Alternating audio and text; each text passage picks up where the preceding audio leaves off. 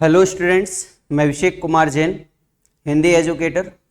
Welcome to Unacademy. आज हम एक और नए चैप्टर के साथ में शुरुआत करेंगे आज की, और चलते हैं आज के एक नए चैप्टर की तरफ। सीधे ही हम लोगों ने अभी तक गद्य भाग को, पद्य भाग को स्पर्श के तौर पर अच्छे से पढ़ लिया, जो कि हमारे पाठ्यक्रम कोर्स बी में स्पर्श भाग 2 में हमने सभी पाठ बहुत अच्छी तरह से समझे, बहुत अच्छी तरह से रीड किए और बहुत अच्छी तरह से उसके हमने क्वेश्चन आंसर भी किए। अब हम चलते हैं पूरक पुस्तक, पूरक प्रश्न पत्र की तरफ, जो कि आप लोगों को आते हैं 12 नंबर के प्रश्न। और उन 12 नंबर के प्रश्न में जहां पर आप लोगों को बताया जाता है कि संचयन नाम का जो एक बुक है जो आप लोगों के कोर्स में है, उस संचयन में से जो 6 नंबर के प्रश्न हैं, 12 नंबर में से 6 नंबर के जो प्रश्न हैं वो आपकी इस बुक से आते हैं, और उस बुक का नाम है संचयन भाग 2। उसी का सबसे पहला नंबर चैप्टर है जिसका नाम है हरिहर काका। एक ऐसे कैरेक्टर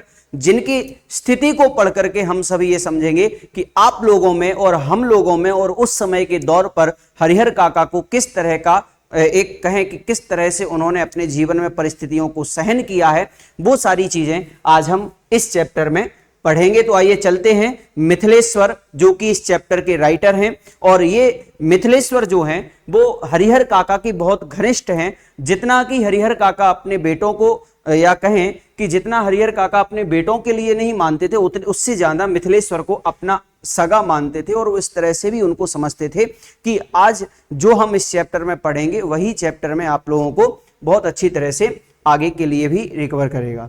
तो चलिएगा आज के इस चैप्टर को प्रारंभ करते हैं। सबसे पहले मिथिलेश्वर जो इस चैप्टर के राइटर हैं उनके बारे में पढ़ते हैं। 1950 यानी कि 31 दिसंबर 1950 को मिथिलेश्वर का जन्म बिहार के भोजपुर जिले के बैसाडीह गांव में हुआ। इन्होंने हिंदी में एमए और पीएचडी करने के उपरांत व्यवसाय के रूप में अध्यापन कार्य को चुना। अध्यापन का मतलब होता है टीचिंग करने का काम, जो है उन्होंने बहुत अच्छे तरीके से निभाया। इन दिनों आरा के विश्वविद्यालय में रीडर के पद पर कार्यरत हैं। मिथिलेश्वर ने अपनी कहानियों में ग्रामीण जीवन को बखूबी ढकेरा है, मतलब उकेरा है। मतलब एक कहने वाली बात है कि उन्होंने अपने व्यवहारिक जीवन में और अपने कहानी के जीवन में, दोनों में उन्होंने अपने ग्रामीण क्षेत्र को और ग्रामीण के जीवन, जनजीवन को उन्होंने अपनी कहानियों में उकेरा है। इनकी कहानियां वर्तमान ग्रामीण जीवन के विभिन्न अंतर्विरोधों को उद्घाटित करती हैं, जिनसे पता चलता है कि आजादी के बाद ग्रामीण जीवन वास्तव में किस हद तक भयावह है। मतलब किस तरह से आने वाले जीवन में ग्रामीण जीवन किस तरह से डरावना हो जाएगा, या कह सकते हैं कि आगे चल करके ग्रामीण जीवन को किस नजरिए से देखा जाएगा, ये बहुत भयानक है और जटिल भी हो जाएगा, बहुत कठिन भी हो जाएगा कि अब आगे चल करके, अभी तो हम थोड़ा सा ग्रामीण जीवन को जी लेते हैं, लेकिन आगामी आने वाले समय में, हालांकि ये बात तो उन्होंने बहुत पहले कही है, लेकिन वो चीज हमें आज देखने में भी आ रही है। और उसके साथ साथ ये भी है कि हम आज तो थोड़ा बहुत ग्रामीण जीवन को अपना रहे हैं, लेकिन फिर भी आगे चल करके ये बहुत जटिल और बहुत खतरनाक होने वाला है, जिसके कारण से इन्होंने अपने चैप्टर में इन सारी बातों को उकेरा है, बताया है। बदलाव के नाम पर हुआ यह है कि आम लोगों के शोषण के तरीके बदल गए हैं। मिथिलेश्वर की प्रमुख कृतियां हैं बाबूजी, मेघना का निर्णय, हरिहर काका, चल खुसरो आपने, ये सब इनकी कहानी संग्रह हैं। और कहानियों के बाद में इन्होंने जो लिखा, झुनिया, युद्धस्थल, प्रेम नवाड़ी, उपजे और अंत नहीं, ये सभी इनके उपन्यास हैं, नोवेल हैं। और अपने लेखन के लिए इन्हें सोवियत लैंड नेहरू पुरस्कार सहित अन्य कई पुरस्कारों से सम्मानित भी किया जा चुका है। मतलब यह है कि इन्होंने अपनी कहानी और उपन्यास के बलबूते सोवियत नेहरू पुरस्कार भी इन्होंने हासिल किया है, और ऐसे अन्य पुरस्कार भी इन्होंने हासिल किए हैं, जो कि आप लोगों को इसमें बताए गए हैं। हरिहर काका एक ऐसा कैरेक्टर जो इस चैप्टर का पूरा सूत्रधार है, जिसके बारे में हम आज पढ़ेंगे, और उनकी जो दशा है, स्थिति है, केवल और केवल पैसों के कारण क्या हो चुकी है। बहुत अच्छे से ध्यान से इस चैप्टर को पढ़ेंगे। थोड़ा सा लंबा चैप्टर है, पहले से अपनी बुक निकाल करके रखें और बुक में हम सभी इसको पढ़ेंगे कि हरिहर काका के यहाँ से मैं कौन? लेखक, जो मिथिलेश्वर नाम दिया वह लेखक अब अभी लौटा हूं, मतलब वो अभी हरिहर काका के घर से ही लौटे। मैंने आपको पहले ही बता दिया कि हरिहर काका जो हैं इस चैप्टर के प्रमुख हैं, सूत्रधार हैं, और उन्हीं हरिहर काका के बहुत घनिष्ठ रहे हैं। कौन? मिथिलेश्वर, जो इस चैप्टर के लेखक हैं। दोनों के बारे में जो मिथिलेश्वर हैं, अब उनकी क्या केमिस्ट्री उनके साथ में बैठी हुई है, वो सारी बातें जो हैं वो इसमें बताना चाहते हैं। कल भी उनके यहां गया था, लेकिन ना तो वह कल ही कुछ कह सके और ना आज ही। दोनों दिन उनके पास में देर तक बैठा रहा, लेकिन उन्होंने कोई बातचीत नहीं की। जब उनकी तबीयत के बारे में पूछा तब उन्होंने सिर उठाकर एक बार मुझे देखा, फिर सिर झुकाया तो दोबारा मेरी ओर नहीं देखा। हालांकि उनकी एक ही नजर बहुत कुछ कह गई। जिन यंत्रणाओं के बीच, यंत्रणाओं का मतलब होता है यातना, क्लेश, कष्ट, यंत्रणा यानी कष्ट, क्लेश के बीच वह घिरे हुए थे और जिस मनस्थिति में जी रहे थे, उनमें आंखें ही बहुत कुछ कह देती हैं, मुंह खोलने की जरूरत नहीं पड़ती। हरिहर काका की जिंदगी से मैं बहुत गहरे में जुड़ा हूं। अपने गांव में जिन चंद लोगों को मैं सम्मान देता हूं, उनमें हरिहर काका भी एक हैं। हरिहर काका के प्रति मेरी आसक्ति, आसक्ति का मतलब है लगाव, के अनेक व्यवहारिक और वैचारिक कारण है। मतलब उनके जो लगाव है दोनों का, उनमें एक व्यवहारिक कारण और विचार भी दोनों के एक जैसे हैं, इसलिए उनका लगाव बहुत ज्यादा दोनों का है। प्रमुख कारण, उनमें प्रमुख कारण दो हैं। एक तो यह कि हरिहर काका मेरे पड़ोस में रहते हैं, और दूसरा कारण यह है कि मेरी मां बताती है हरिहर काका बचपन में मुझे बहुत दुलार करते थे। मतलब लेखक के लिए बहुत दुलार किया। किसने किया?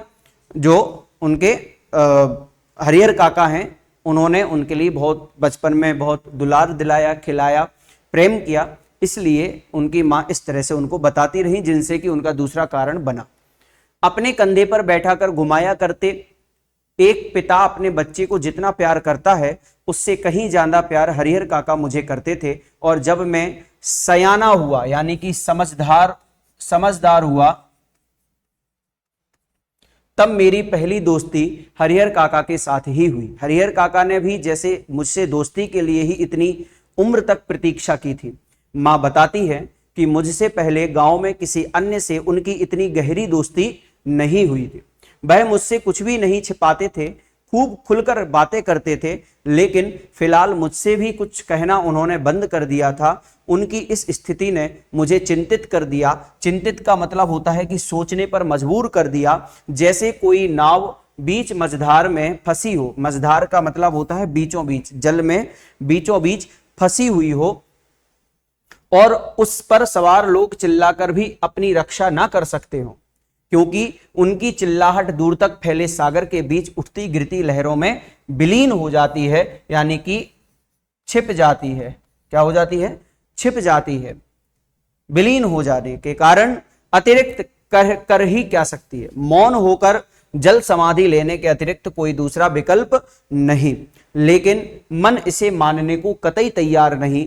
जीने की लालसा की वजह से बेचैनी और झटपटाहट बढ़ गई हो, कुछ ऐसी ही स्थिति के बीच हरिहर काका घिर गए हैं। मतलब हरिहर काका की स्थिति के बारे में बताया कि वो एक मझधार की तरह अपने जीवन को जी रहे थे, कि जहां पर वो अगर किसी को पुकारेंगे भी तो कोई सुनने वाला उनका कोई नहीं होगा। इस चिल्लाहट में उन्हें जल समाधि के अतिरिक्त और कुछ भी नहीं सूझेगा। और कहा गया कि वो जीना भी चाहते हैं, लेकिन वो अपनी पुकार किससे बोलेंगे? कोई सुनने वाला नहीं है। ऐसी ही स्थिति में, ऐसी ही मनस्थिति में हरिहर काका अपने जीवन को व्यतीत करते हैं।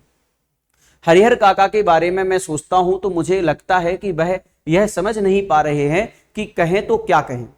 अब कोई ऐसी बात नहीं जिसे कहकर वह हल्का हो सके, कोई ऐसी उक्ति नहीं जिसे कहकर वे मुक्ति पा सके। हरिहर काका की स्थिति में मैं भी होता तो निश्चय ही इस गूंगेपन का शिकार हो जाता। मतलब हरिहर काका की क्या स्थिति रही, उस स्थिति के बारे में हम सब यहाँ पढ़ने वाले हैं और उस स्थिति के बारे में हमें ये भी सोचना है कि काश हरिहर काका के स्थान पर अगर हम होते या हरिहर काका के स्थान पर हमारा कोई परिचित होता तो हम उस समय क्या करते। ये सारी चीजें जो हैं वो आज के इस चैप्टर में हमें सिखाती है। हरिहर काका इस स्थिति में कैसे आप फंसे, यह कौन सी स्थिति है, इसके लिए कौन जिम्मेदार है, यह सब बताने से पहले अपने गांव का और खासकर अपने गांव की ठाकुरबाड़ी का संक्षिप्त परिचय मैं आपको दे देना उचित समझता हूं, क्योंकि उसके बिना तो यह कहानी अधूरी ही रह जाएगी। देखें, ठाकुरबाड़ी का मतलब है, यहां पर मैं बता देता हूं, एक मंदिर, एक पवित्र स्थान जिसमें ठाकुर जी का बहुत अच्छा दिव्य बिंब है और जिसमें कि ठाकुर जी जो हैं उसमें विराजमान है। ऐसा मंदिर जिसमें ठाकुर जी की सेवा होती है। चलिए हम पढ़ते हैं।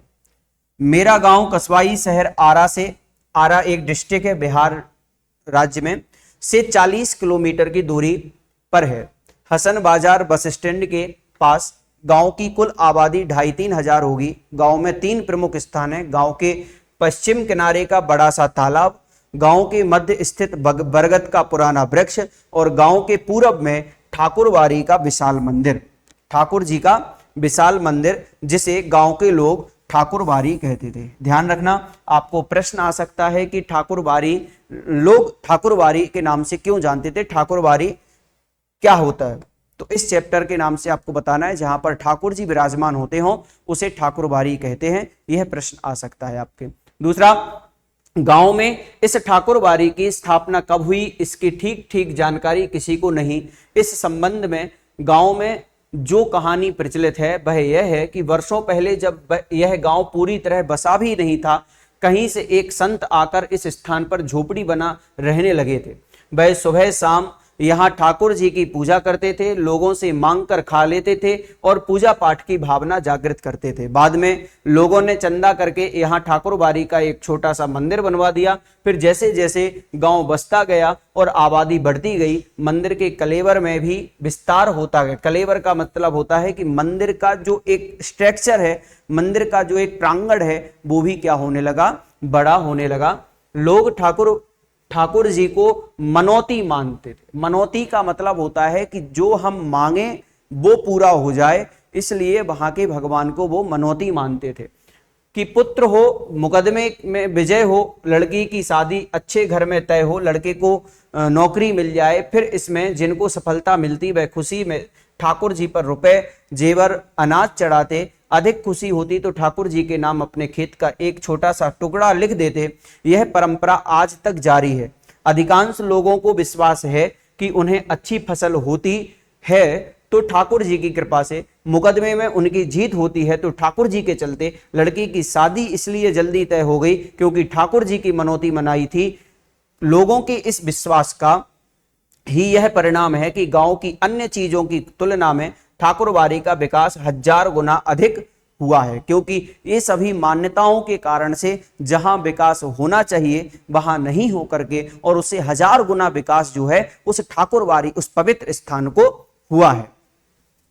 अब तो यह गांव ठाकुरबाड़ी से ही पहचाना जाता है। यह ठाकुरबाड़ी ना सिर्फ मेरे गांव की एक बड़ी और विशाल ठाकुरबाड़ी है, बल्कि पूरे इलाके में इसकी जोड़ की दूसरी ठाकुरबाड़ी नहीं है। मतलब कहा जा सकता है कि केवल वही एक गांव था जिसमें इतनी अच्छी और इतनी बड़ी ठाकुरबाड़ी है। एक अच्छा बड़ा विशाल मंदिर है। ठाकुरबाड़ी के नाम पर 20 बीघे खेत हैं। मतलब इतना लोगों ने वहां पर दिया है दान कि उस ठाकुरबाड़ी के नाम पर 20 बीघा जमीन है, 20 बीघा खेत है। धार्मिक लोगों की एक समिति है जो ठाकुरबाड़ी की देखरेख और संचालन के लिए प्रत्येक 3 साल पर एक महंत और एक पुजारी की नियुक्ति करती है। मतलब वहां की एक ऐसी कमेटी बनाई गई है और वह कमेटी एक महंत और 3 पुजारियों को नियुक्त करती है, नौकरी पर रखती है। ठाकुरबाड़ी का काम लोगों के अंदर ठाकुर जी के प्रति भक्ति भावना पैदा करना तथा धर्म से विमुख हो रहे लोगों को रास्ते पर लाना है। ठाकुरबाड़ी में भजन कीर्तन की आवाज बराबर गूंजती रहती है। गांव जब भी बाढ़ या सूखे की चपेट में आता है, ठाकुरबाड़ी के अहाते में तंबू लग जाते। मतलब ठाकुरबाड़ी के स्थान पर जहां उसका प्रांगण है वहां पर तंबू लग जाते हैं कि कहीं पर बाढ़ आई है तो ठाकुरबाड़ी में रुकने का एक स्थान बना देते थे लोग। और ठाकुरबाड़ी के साधु संत अखंड हरि कीर्तन शुरू कर देते हैं। इसके अतिरिक्त गांव में किसी भी पर्व त्योहार की शुरुआत ठाकुरबाड़ी से ही होती है। होली में सबसे पहले गुलाल ठाकुर जी को ही चढ़ता है। दिवाली का पहला दीप ठाकुरबाड़ी में ही जलता है। जन्म, शादी और जनेऊ के अवसर पर अन्न वस्त्र की पहली भेंट ठाकुर जी के नाम की जाती है।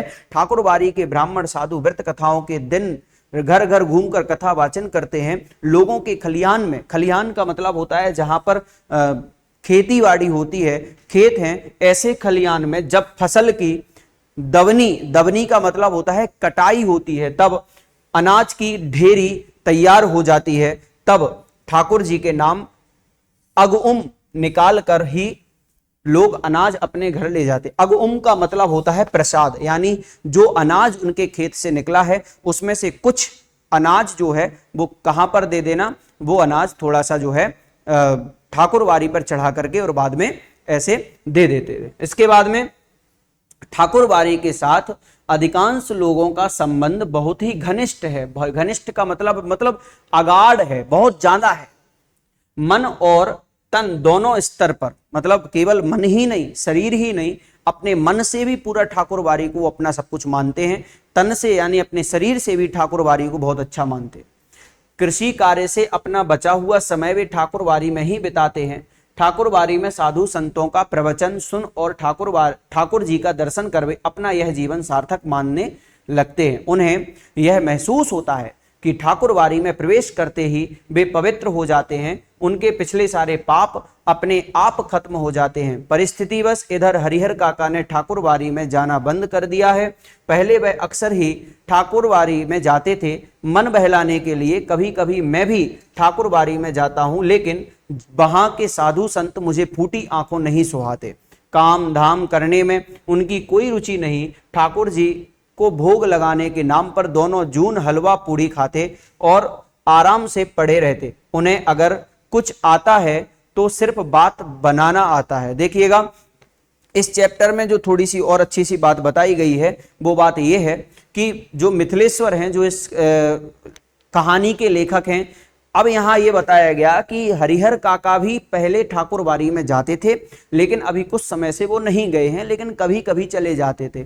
मैं भी का मतलब यहां पर यह है कि ठाकुरबाड़ी में लेखक भी ठाकुरबाड़ी जाता है, लेकिन वहां पर उन्हें जो वहां के साधु संत हैं वो उन्हें अच्छे नहीं लगते हैं। क्यों नहीं लगते हैं? क्योंकि आजकल जो वहां के साधु संत हैं वो केवल दोनों जून हलवा पूड़ी, यानी दोनों हाथों से दोनों समय वो केवल क्या है, हलवा पूड़ी खाने में ही व्यस्त रहते हैं। उन्हें सिर्फ खाना खिलाते रहो, काम की बात कुछ भी नहीं करते और सिर्फ बातें मारते रहते हैं, बातें बनाते रहते हैं और ऐसे बातें बनाने में ही अपना काम चलाते हैं। इसलिए मिथिलेश्वर जो कवि हैं उनके लिए कभी भी जो वहां के साधु संत हैं उन्हें कभी भी अच्छे नहीं लगे।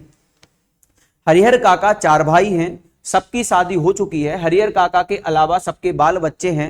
बड़े और छोटे भाई के लड़के काफी सयाने हो गए हैं। सयाने का मतलब मैंने आपको बता दिया है पहले, समझदार हो चुके हैं। 2 की शादियां हो गई हैं, उनमें से एक पढ़ लिख कर शहर के किसी दफ्तर में क्लर्की करने लगा। क्लर्की का मतलब क्लर्क बन चुका है।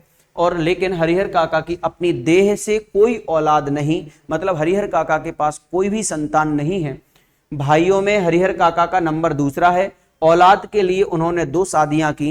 लंबे समय तक प्रतीक्षारत रहे, लेकिन बिना बच्चा जने उनकी दोनों पत्नियां स्वर्ग सिधार गई। जने का मतलब हुआ जन्म दे। बिना बच्चा जन्म दिए ही उनकी दोनों पत्नियां जो हैं स्वर्ग सिधार गई।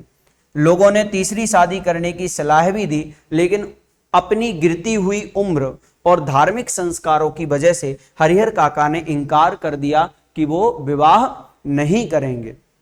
वह इत्मीनान और प्रेम से अपने भाइयों के परिवार के साथ रहने लगे, मतलब वो बहुत अच्छी तरह से घुल मिल करके अपने भाइयों के साथ में ही रहने लगे थे। हरिहर काका के परिवार के पास कुल 60 बीघा खेत है। प्रत्येक भाई के हिस्से में 15 बीघे पड़ेंगे। कृषि कार्य पर ये लोग निर्भर हैं, मतलब इनका पूरा परिवार जो है वो केवल कृषि कार्य यानी फार्मिंग पर ही पूरा घर बार इनका चलता रहता है। खेती बाड़ी से ही इनका पूरा घर चलता है। शायद इसीलिए अब तक संयुक्त परिवार के रूप में ही रहते आ रहे हैं, मतलब यही कारण रहा कि खेती बाड़ी करने का कि अभी तक एक साथ ज्वाइंट फैमिली के रूप में रह रहे हैं। हरिहर काका के तीनों भाइयों ने अपनी पत्नियों को यह सीख दी कि हरिहर काका की अच्छी तरह सेवा करें, समय पर उन्हें नाश्ता खाना दें, किसी बात की तकलीफ ना होने दें। कुछ दिनों तक वे हरिहर काका की खोज खबर लेती रही, मतलब उनकी पत्नियां भी जो थी उनकी भाइयों की, वो कुछ समय तक तो उन्हें अच्छे से खिलाती पिलाती रही, लेकिन फिर उन्हें कौन पूछने वाला। ठहर चौका लगाकर पंखा झलते हुए अपने मर्दों को अच्छे अच्छे व्यंजन खिलाती। हरिहर काका के आगे तो बची खुची चीजें आती। कभी कभी तो हरिहर काका को रूखा सूखा खाकर ही संतोष करना पड़ता, और वो बेचारे करते ही क्या, क्योंकि उनकी खुद की कोई पत्नी वहां पर नहीं थी, केवल उनके भाइयों की पत्नी है जो अपने मर्दों को ही पंखा झुला करके, जो आपने देखा होगा आज भी अपने हाथों से जो पंखा चलाने वाला होता है, ऐसा एक बीजना जिसे हम कहते हैं, वो अपने पतियों के साथ में खाना खिलाती, उनको खाना खिलाती और अपने हाथों से पंखा भी करती। लेकिन जो कुछ बचा कुचा रहता है भोजन, वो हरिहर काका को दे करके और वो बचा कुचा भोजन करके अपने आप में संतोष कर लेते। तो देखिएगा हरिहर काका की क्या स्थिति बनती जा रही है, वो सभी ध्यान से पढ़ते जाइए। अगर कभी हरिहर काका की तबीयत खराब हो जाती तो वह मुसीबत में पड़ जाते। इतने बड़े परिवार के रहते हुए भी कोई उन्हें पानी देने वाला तक नहीं। सभी अपने कामों में मशगूल हैं, मतलब अपने कामों में लगे हुए हैं, तल्लीन है, कोई ये नहीं चाहता है, लगा हुआ है, सभी उसमें लगे हुए हैं। और कहा कि बच्चे या तो पढ़ लिख रहे होते हैं या धमा चौकड़ी मचाते हैं, मतलब सभी अपने परिवार वालों के साथ में लगे हुए हैं, परिवार वाले तो अपने अपने काम में लगे हैं, लेकिन जो बच्चे हैं वो बच्चे भी अपने या तो पढ़ लिख रहे होते हैं या धमा चौकड़ी मचाते हैं या तो मस्ती कर रहे होते हैं। मर्द खेतों पर गए हो रहते हैं, औरतें हाल पूछने भी नहीं आती। दालान के कमरे में, दालान मैं आपको बता दूं आज के समय में हम उसका नाम बरामदा इस तरह से बोल देते हैं, बालकनी आज के समय में बोल देते हैं। हर एक घर में पहले, जहां हम अगर गांव में जाएं तो गांव में एक दालान होती थी, खुला स्थान होता था और खुले स्थान को दालान कहते थे। और उस दालान के कमरे में अकेले पड़े हरिहर काका को स्वयं उठकर अपनी जरूरतों की पूर्ति करनी होती थी। ऐसे वक्त अपनी पत्नियों को याद करके हरिहर काका की आंखें भर आती। भाइयों के परिवार के प्रति मोह भंग की शुरुआत इन्हीं क्षणों में हुई थी। मतलब अब हरिहर काका के मन में यह आने लग गया था कि अब मैं किसी भी परिवार वाले से बात नहीं करूंगा, उनके प्रति जो मोह था वो भी भंग होने लगता है। तो यहां पर बताया गया कि परिवार के प्रति मोह भंग की शुरुआत इन्हीं क्षणों से होने लगी थी, मतलब उनको अपने परिवार से दूर होना पड़ रहा था, दूर होने के अपने मन में आने लग गया था कि अब इनसे दूर हुआ जाए। और फिर एक दिन तो विस्फोट ही हो गया। उस दिन हरिहर काका की सहन शक्ति जवाब दे गई। उस दिन शहर में क्लर्की करने वाले भतीजे का एक दोस्त गांव से आया हुआ था। मतलब यह था कि उसका जो भतीजा है, जो क्लर्की जॉब करता है, शहर में करता है, वो नहीं आया, बल्कि उसका दोस्त आया। और उसके दोस्त के लिए यहां पर बताया गया, और उसके दोस्त के लिए कहा कि उस दिन शहर से क्लर्की करने वाले भतीजे का एक दोस्त गांव आया था। उसी के आगमन के उपलक्ष्य में 2-3 तरह की सब्जी, बचके, चटनी, रायता आदि बने थे।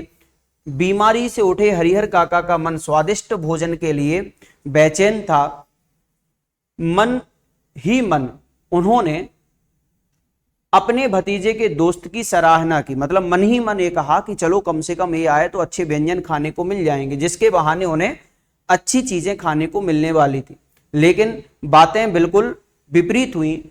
सबों ने खाना खा लिया, उनको कोई पूछने तक नहीं आया। उनके तीनों भाई खाना खाकर खलियान में चले गए। खलियान यानी खेती करने चले गए, और दवनी हो रही थी, दवनी यानी कटाई हो रही थी, छटाई हो रही थी, जिसके कारण से वो वहां पर गए थे।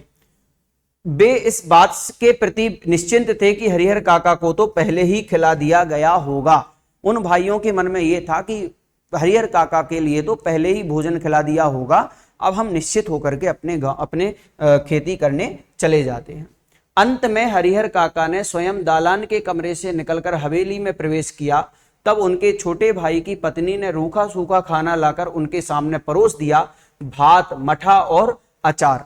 बस हरिहर काका के बदन में तो जैसे आग लग गई। उन्होंने थाली उठाकर बीच आंगन में फेंक दी। झन्न की तेज आवाज आई और उसके साथ आंगन में थाली गिरी, भात बिखर गया। विभिन्न घरों में बैठी लड़कियां बहुएं सब एक ही साथ बाहर निकल आईं। हरिहर काका गरजते हुए हवेली से दालान की ओर चल दिए। समझ रही हो कि मुफ्त में खिलाती हो तो अपने मन में ये बात निकाल देना। कौन कह रहा है? हरिहर काका ये कह रहे हैं कि अगर उनकी पत्नियों को, उनके भाइयों की पत्नियों को ये कह रहे हैं कि अगर तुम ये समझ रही हो कि हमें मुफ्त में खिला रहे हो तो अपने मन से निकाल देना। मेरे हिस्से के खेत की पैदावार इसी घर में आती है, मतलब जो उनके हिस्से का 15 बीघा का जमीन थी उसमें भी जो खेती होती है वो भी इन्हीं के घर में आती है। उसमें तो मैं 2-4 नौकर रख लूं, आराम से खाऊं, तब भी कमी नहीं होगी। मैं अनाथ और बेसहारा नहीं हूं। मेरे धन पर तो तुम सब मौज कर रही हो, लेकिन अब मैं तुम सबों को बताऊंगा, इत्यादि बड़बड़ाता हुआ वो हरिहर काका जो है अपने कमरे में चला जाता है। और जब अब देखें, अब यहां से थोड़ा सा और ट्विस्ट होता है कहानी में कि जब हरिहर काका अपने घर पर भड़क जाते हैं और हरिहर काका जिस वक्त यह सब बोल रहे थे उस वक्त ठाकुर बाड़ी का ही एक पुजारी उनके दालान पर ही विराजमान था। मतलब यह था कि वो पुजारी जो है ठाकुर बाड़ी का, देव स्थान का, वहीं पर बैठा हुआ था। वार्षिक हुमाद, वार्षिक हुमाद का मतलब होता है कि जो वार्षिक हुमाद का मतलब होता है हवन के लिए प्रयुक्त होने वाली सामग्री। हुमाद का मतलब होता है हवन के लिए प्रयुक्त होने वाली सामग्री। हुम आद, हुम का मतलब है हवन के लिए प्रयुक्त सामग्री, यानी प्रयोग में लाने वाली सामग्री। ये अर्थ है किसका? हुमाद का।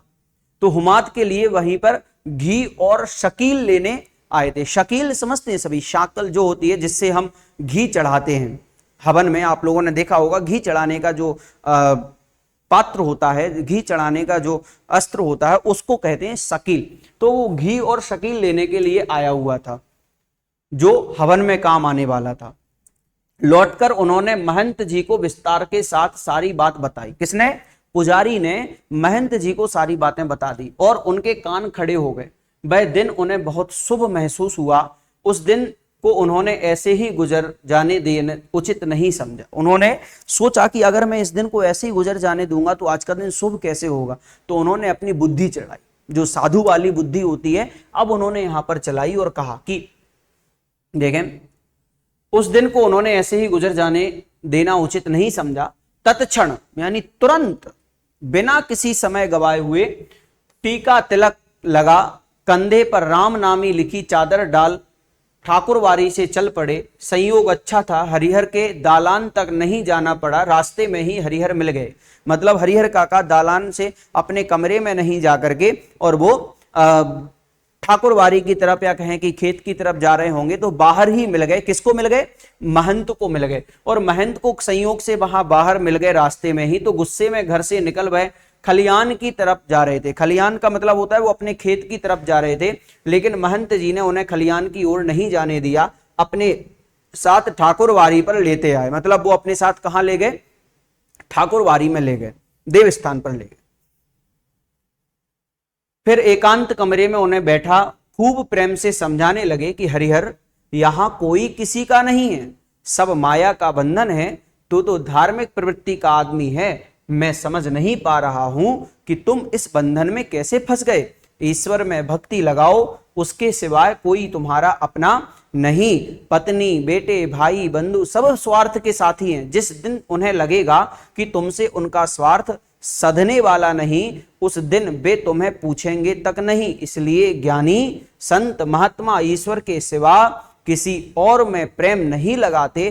तुम्हारे हिस्से में 15 बीघे खेत हैं, उसी के चलते तुम्हारे भाई के परिवार तुम्हें पकड़े हुए हैं। तुम एक दिन कहकर तो देख लो कि अपना खेत उन्हें न देकर दूसरे को लिख दोगे, वह तुमसे बोलना बंद कर देंगे, खून का रिश्ता खत्म हो जाएगा। तुम्हारे भले के लिए मैं बहुत दिनों से सोच रहा था, लेकिन संकोच बस नहीं कह रहा था। आज कह देता हूं, तुम अपने हिस्से का खेत ठाकुर जी के नाम पर लिख दो, सीधे बैकुंठ को प्राप्त होगे। बैकुंठ का मतलब होता है कि वह आनंद को, मोक्ष को प्राप्त होंगे। तीनों लोक में तुम्हारी कीर्ति, तुम्हारा यश, कीर्ति यानी यश, नाम, सम्मान जगमगा उठेगी। जब तक चांद सूरज रहेंगे तब तक लोग तुम्हें याद करेंगे। ठाकुर जी के नाम पर जमीन लिख देना, तुम्हारे जीवन का महादान होगा। साधु संत तुम्हारे पांव पखारेंगे, सभी तुम्हारा यशोगान करेंगे। तुम्हारा यह जीवन सार्थक हो जाएगा। अपनी शेष जिंदगी तुम इसी ठाकुरवारी में गुजारना, तुम्हें किसी चीज की कमी नहीं होगी। एक मांगोगे तो चार हाजिर की जाएंगी। हम तुम्हें सिर आंखों पर उठाकर रखेंगे। ठाकुर जी के साथ साथ तुम्हारी आरती भी लगाएंगे। भाई का परिवार तुम्हारे लिए कुछ नहीं करेगा। पता नहीं पूर्व जन्म में तुमने कौन सा पाप किया था कि तुम्हारी दोनों पत्नियां अकाल मृत्यु को प्राप्त हुई। तुमने औलाद का मुंह तक नहीं देखा। अपना यह जन्म तुम अकारथ, अकारथ का मतलब होता है कि बिना किसी, या बेकार, अकारथ का मतलब होता है बेकार ना जाने दो। ईश्वर को एक भर दोगे तो 10 भर पाओगे। मैं अपने लिए तो तुमसे मांग नहीं रहा। तुम्हारा यह लोक और परलोक दोनों बन जाएं, इसकी राह में तुम्हें बता रहा हूं। ये सब प्रवचन किसने दिए? महंत जी ने दिए। किसको दिए? हरिहर काका को दिए। और ये सब बातें समझाई कि कोई इस संसार में किसी का नहीं है। तुम्हारे पास जो 15 बीघा जमीन है वो आप ठाकुर जी के नाम लिख दो तो आपको पूरी दुनिया पूजेगी। इस तरह के भाषण, इस तरह के प्रवचन जो हैं महंत जी ने, जो उस मंदिर के, उस ठाकुरवारी के बहुत बड़े अधिकारी पीठाधीश हैं, उन्होंने ऐसे कहे हरिहर काका से। इसके बाद हरिहर देर तक महंत जी की बातें सुनते रहे। महंत जी की बातें उनके मन में बैठती जा रही थी। ठीक ही तो कह रहे हैं महंत जी, मतलब ऐसा कौन सोचने लगा अब? हरिहर काका। कौन किसका है? 15 बीघे खेत की फसल भाइयों के परिवार को दे देते हैं तब तो कोई पूछता नहीं, अगर कुछ ना दें तब क्या हालत होगी? उनके जीवन में तो यह स्थिति है, मरने के बाद कौन उन्हें याद करेगा? सीधे सीधे उनके खेत हड़प जाएंगे। ठाकुर जी के नाम लिख देंगे तो पुश्तों तक लोग उन्हें याद करेंगे। अब तक के जीवन में तो ईश्वर के लिए उन्होंने कुछ नहीं किया, अंतिम समय तो यह बड़ा पुण्य कमा लें। लेकिन यह सोचते हुए भी हरिहर काका का मुंह खुल नहीं रहा था। मतलब ये सारी चीजें कौन सोच रहा है? अब हरिहर काका सोचने लगे। कब सोचने लगे? जब महंत जी ने समझाया कि हाँ वास्तव में बात तो सही है। लेकिन उनके सिर्फ सोचा, उन्होंने मुंह से अभी कुछ बोला नहीं है। भाई का परिवार तो अपना ही होता है, उनको ना देकर ठाकुर बारी में दे देना उनके साथ धोखा या विश्वासघात होगा। ये भी उनके मन में आ गया। किनके मन में? हरिहर काका के मन में, कि अगर मान लो हमने ठाकुरबारी को दे दिया, भाइयों को नहीं दिया, तो भाइयों के लिए तो हमारा विश्वासघात हुआ। भाई तो भाई है। इस तरह से वो सोचने लगे। अब कहते हैं कि अपनी बात समाप्त कर महंत जी प्रतिक्रिया जानने के लिए हरिहर की ओर देखने लगे। मतलब महंत जी ने सारी बातें कह दी, हरिहर काका ने समझ लिया।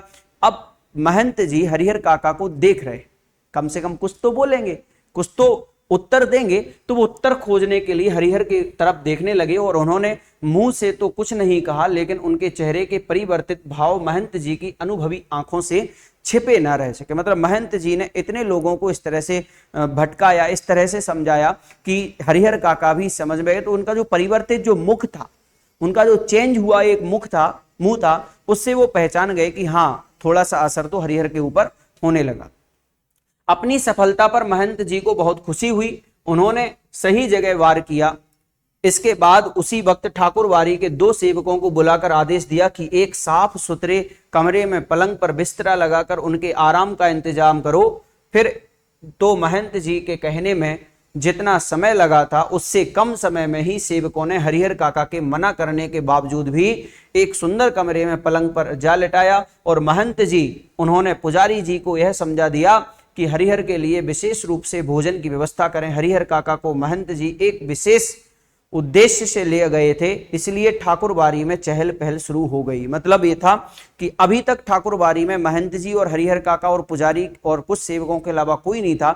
लेकिन महंत जी किसी उद्देश्य से हरिहर काका को अपने यहाँ लेकर गए थे ठाकुरबारी में। तो ठाकुरबारी में चहल पहल शुरू हो गई। अब लोग वहां पर जुटने लगे, देखने आने लगे कि भाई हुआ ऐसा क्या था कि हरिहर ने अपना घर छोड़ दिया, वो घर से बाहर निकल आए। इसके चलते इधर शाम को हरिहर काका के भाई जब खलियान यानी कि खेत से लौटे तब उन्हें इस दुर्घटना का पता चला। पहले तो अपनी पत्नियों पर वे खूब बरस, मतलब बहुत गुस्सा हुए अपने पत्नियों के ऊपर कि भाई तुम लोगों ने कैसा किया, क्या किया, और ये सब चीजें करने की थोड़ी ना होती हैं, ये सब चीजें घर की हैं, घर पर ही रहने दिया करो। इस तरह से वो अपने घर वालों को समझाता है और फिर एक जगह बैठकर चिंता मग्न हो गए। चिंता मग्न का मतलब चिंतित हो रहे, सोचने लगे कि अब करें क्या। हालांकि गांव के किसी व्यक्ति ने भी उनसे कुछ नहीं कहा था। महंत जी ने हरिहर काका को क्या क्या समझाया है इसकी भी जानकारी उन्हें नहीं थी, लेकिन इसके बावजूद उनका मन शंकालु और बेचैन हो गया। किनका मन? उनके भाइयों का। शंकालु यानी अब उनके मन में कुछ शंका होने लगी कि भाई महंत जी ने कुछ ना कुछ तो समझा दिया है जिसके कारण से वो यहां पर नहीं आए हैं। दरअसल बहुत सारी बातें ऐसी होती हैं जिनकी जानकारी बिना बताए ही लोगों को मिल जाती है। शाम गहराते गहराते यानी शाम ढलते ढलते हरिहर काका के तीनों भाई ठाकुरबाड़ी पहुंचे। उन्होंने हरिहर काका को वापस घर चलने के लिए कहा। इससे पहले कि हरिहर काका कुछ कहते, महंत जी बीच में आ गए और उन्होंने कहा कि आज हरिहर को यहीं रहने दो, बीमारी से उठा है, इसका मन अशांत है, ईश्वर के दरबार में रहेगा तो शांति मिलेगी। किसने कहा? महंत जी ने कहा। और महंत जी ने इसलिए कहा कि अगर ये अभी घर चले गए तो फिर बाद में वो आने से रहे नहीं। अभी तक तो वार जो पड़ रहा है बिल्कुल सही पड़ रहा है, अभी तक तो 15 बीघा जमीन मिल जाएगी, अगर ये घर चले गए तो नहीं मिल पाएगी, फिर से उन्हें भाइयों का प्रेम आ जाएगा, तो इसलिए वो उनको वहीं पर रहने के लिए कह देते हैं। इसके बाद में लेकिन उनके भाई उन्हें घर ले चलने के लिए जिद करने लगे। इस पर ठाकुरबाड़ी के साधु संत उन्हें समझाने लगे। वहां उपस्थित गांव के लोगों ने भी कहा कि एक रात ठाकुरबाड़ी में रह जाएंगे तो क्या हो जाएगा। अंततः भाइयों को निराश होकर के वहां से लौटना पड़ा और हरिहर काका जो हैं ठाकुरबाड़ी में ही रुक गए। रात में हरिहर काका को भोग लगाने के लिए जो मिष्टान्न, मिष्टान्न का मतलब होता है व्यंजन जो थे, मिष्टान्न और व्यंजन, मीठे पदार्थ और कुछ नई नई चीजें जो वहां पर बनी हुई थी भोजन में, उनको वैसे उन्होंने कभी नहीं खाए थे। मतलब ऐसे मिष्टान्न, ऐसी मिठाइयां, ऐसे व्यंजन जो उन्होंने आज तक कभी नहीं खाए। घी टपकते मालपुए, रसबुनिया, लड्डू, छेने की तरकारी, दही, खीर इत्यादि इत्यादि पुजारी जी ने स्वयं अपने हाथों से खाना परोसा था। पास में बैठे महंत जी धर्म चर्चा से मन में शांति पहुंचा रहे थे। मतलब वो धर्म की बातें कर करके हरिहर के मन को शांत कर रहे थे। एक ही रात में ठाकुरबाड़ी में जो सुख शांति और संतोष पाया वह अपने अब तक के जीवन में उन्होंने नहीं पाया था। मतलब अभी तक उन्होंने ऐसी शांति का महसूस कभी भी नहीं की थी जो आज उन्होंने ठाकुरबाड़ी में की। इधर तीनों भाई रात भर सो नहीं सके। भावी आशंका का मतलब होता है जो आने वाली आशंका है, आने वाली जो एक अपेक्षाएं हैं उनके लिए, जो आगे का सोच करके उनके मन को मतती रही, वो आशंका जो है आगे आने वाली जो है उसको मतती रही, उसके मन में चलती रही। 15 बीघे खेत, इस गांव की उपजाऊ जमीन, 2 लाख से अधिक की संपत्ति अगर हाथ से निकल गई तो फिर वह कहीं के ना रहेंगे। ऐसा कौन सोचने लगा? ऐसा सोचने लगे कौन? वह उनके भाई। सुबह तड़के के तीनों भाई मतलब सुबह जैसे ही हुआ और वह तीनों भाई ठाकुरबाड़ी पहुंचे। हरिहर काका के पांव पकड़ रोने लगे। अपनी पत्नियों की गलती के लिए माफी भी मांगी तथा उन्हें दंड देने की बात भी कही। साथ ही खून के रिश्ते की माया फैलाई। हरिहर काका का दिल पसीज गया। वह पुनः वापस घर आए। लेकिन यह क्या, इस बार अपने घर पर जो बदलाव उन्होंने लक्ष्य किया उसने उन्हें सुखद आश्चर्य में डाल दिया। घर के छोटे बड़े सब उन्हें सिर आंखों पर उठाने को तैयार। भाइयों की पत्नियों ने उनके पैर पर माथा रख गलती के लिए क्षमा याचना की।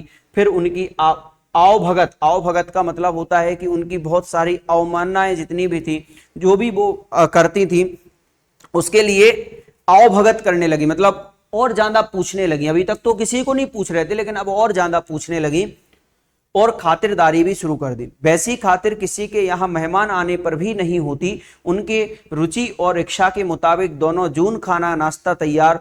5 महिलाएं उनकी सेवा में मुस्तैद।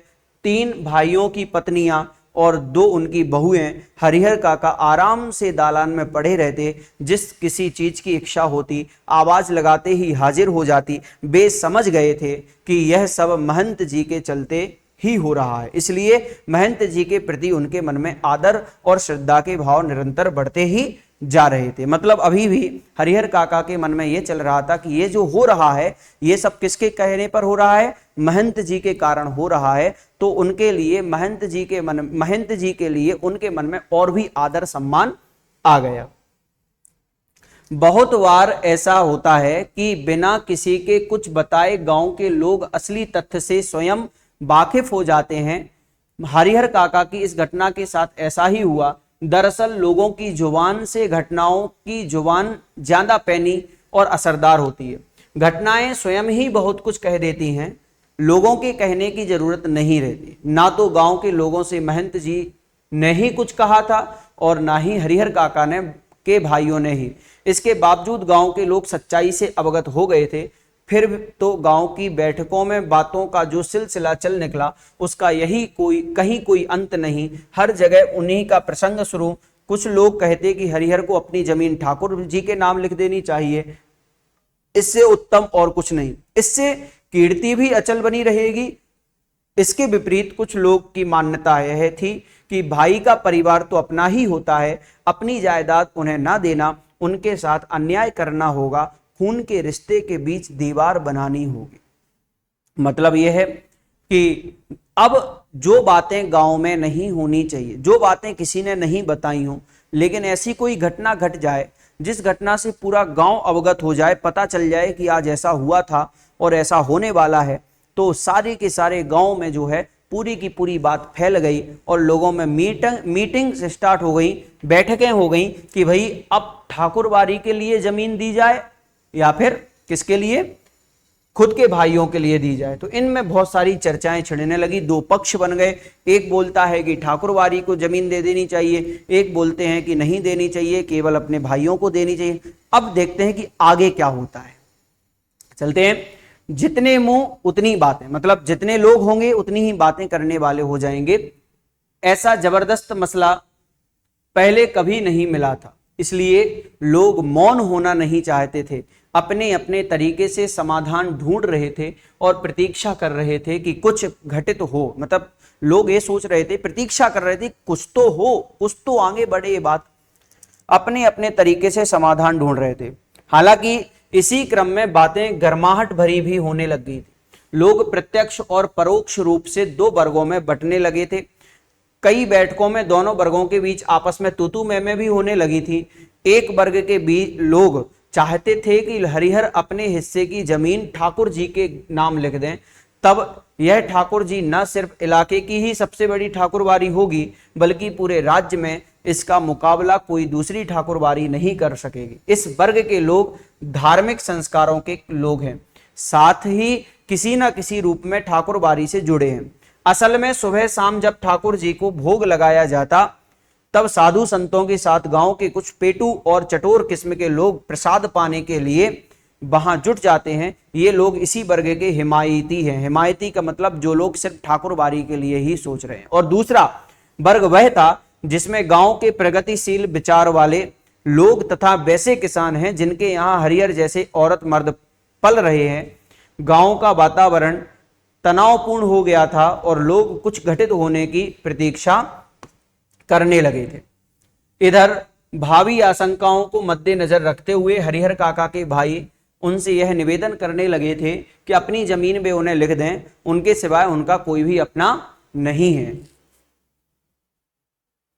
इस विषय पर हरिहर काका ने एकांत में मुझसे काफी देर तक बात की। मुझसे का मतलब अब यहां पर आया कि जो इस पाठ के लेखक हैं मिथिलेश्वर, उनसे उन्होंने अब बहुत सारी चर्चाएं की। अब उस चर्चा का निष्कर्ष भी क्या निकला वो भी हम पढ़ते हैं। अंततः लास्ट में हम इस निष्कर्ष पर पहुंचे कि जीते जी अपनी जायदाद का स्वामी किसी को भी नहीं बनाना, ये कोई ठीक नहीं रहेगा। चाहे वह अपना भाई हो या मंदिर का महंत ही क्यों ना हो। हमें अपने गांव और इलाके के वे कुछ लोग याद आए जिन्होंने अपनी जिंदगी में ही अपनी जायदाद अपने उत्तराधिकारियों के या किसी अन्य को लिख दी थी, लेकिन इसके बाद उनका जीवन कुत्ते का जीवन हो गया। कोई उन्हें पूछने वाला भी नहीं रहा। हरिहर काका बिल्कुल अनपढ़ व्यक्ति हैं, फिर भी इस बदलाव को उन्होंने समझ लिया और यह निश्चय किया कि जीते जी किसी को जमीन नहीं लिखेंगे। अपने भाइयों को समझा दिया, मर जाऊंगा तो अपने आप मेरी जमीन तुम्हें मिल जाएगी, जमीन लेकर तो जाऊंगा नहीं, इसलिए लिखवाने की क्या जरूरत। उधर महंत जी इस तरह से उन्होंने छोटे भाई को, अपने छोटे भाइयों को समझा दिया कि जब मर जाऊंगा तो अपने आप ही मेरी जमीन तुम्हारी हो जाएगी, अभी जीते जी तो मैं किसी को नहीं दूंगा। अगर मैंने जीते जी किसी को जमीन दे दी तो मेरा जीवन कुत्ते की तरह हो जाएगा, क्योंकि ना मेरे पास जिसके कारण मुझे पैसा मिल रहा है, जिसके कारण मुझे खाने मिल रहा है, वो भी नहीं मिल पाएगा, और फिर उसके बाद तो मेरे पास कुछ होगा भी नहीं, इसलिए फिर तो मेरी कोई पूछ नहीं होगी, मेरे को कोई पूछेगा भी नहीं। और उधर महंत जी भी हरिहर काका की टोह में रहने लगे, वो इस बाट में रहने लगे कि अब हरिहर काका कुछ कहेंगे, अब हरिहर काका कुछ कहेंगे, इस तरह से वो भी सोचने लगे।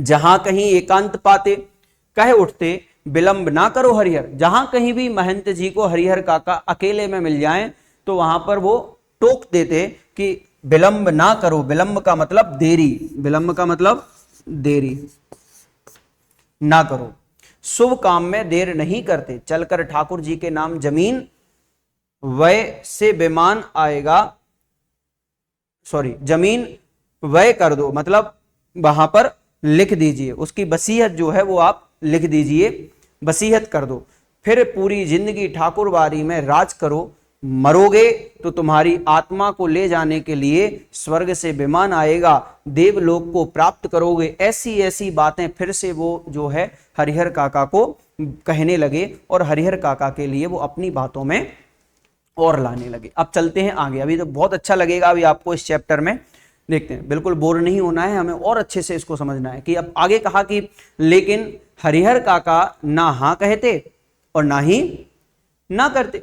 ना कहकर वे महंत जी को दुखी करना नहीं चाहते थे, क्योंकि भाई के परिवार से जो सुख सुविधाएं उन्हें मिल रही थी वे महंत जी की कृपा से, और हाँ तो उन्हें कहना ही नहीं है, क्योंकि अपनी जिंदगी में जीते जी तो अपनी जमीन उन्हें किसी को नहीं लिखनी। इस मुद्दे पर वे जागरूक हो गए थे।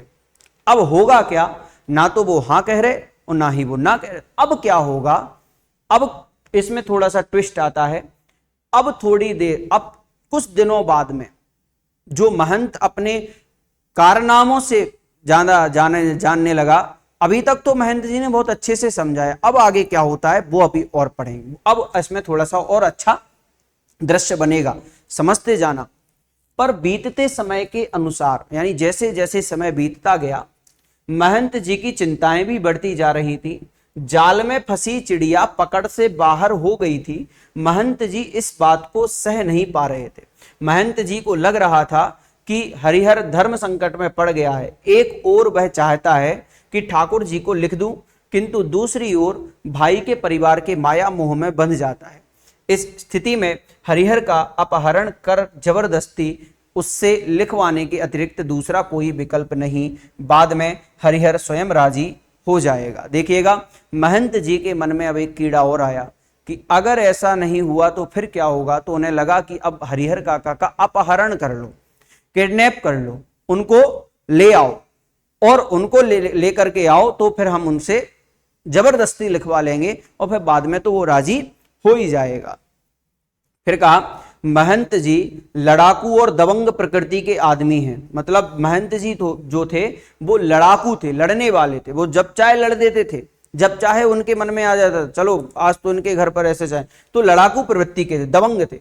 अपनी योजना को कार्य रूप में परिणत करने के लिए वह जी जान से जुट गए। हालांकि यह सब गोपनीयता का निर्वाह करते हुए ही वह कर रहे थे। मतलब ये बिल्कुल बिल्कुल किसी को भी कोई ना बताए, किसी को एक भनक तक ना लगे, बिल्कुल गोपनीय गुप्त तरीके से वो ये सब काम करने लगे। और हरिहर काका के भाइयों को इसकी भनक तक नहीं थी और हरिहर काका ने ऐसा कभी उनको बारे में सोचा तक नहीं था और ना ही उनके भाइयों ने। बात अभी हाल की ही है। आधी रात के आसपास ठाकुरवाड़ी के साधु संत उनके पक्षधर भाला, गंडासा और बंदूक से लैस एकाएक हरिहर काका के दालान पर आ धमके। हरिहर काका के भाई इस अप्रत्याशित हमले के लिए तैयार नहीं थे। अप्रत्याशित का मतलब होता है आकस्मिक। कौन सा? आकस्मिक, लिख देता हूं, ध्यान से लिखना, आकस्मिक अचानक जो ऐसा हमला हुआ, ऐसे अप्रत्याशित अचानक हमले के लिए वो तैयार नहीं थे।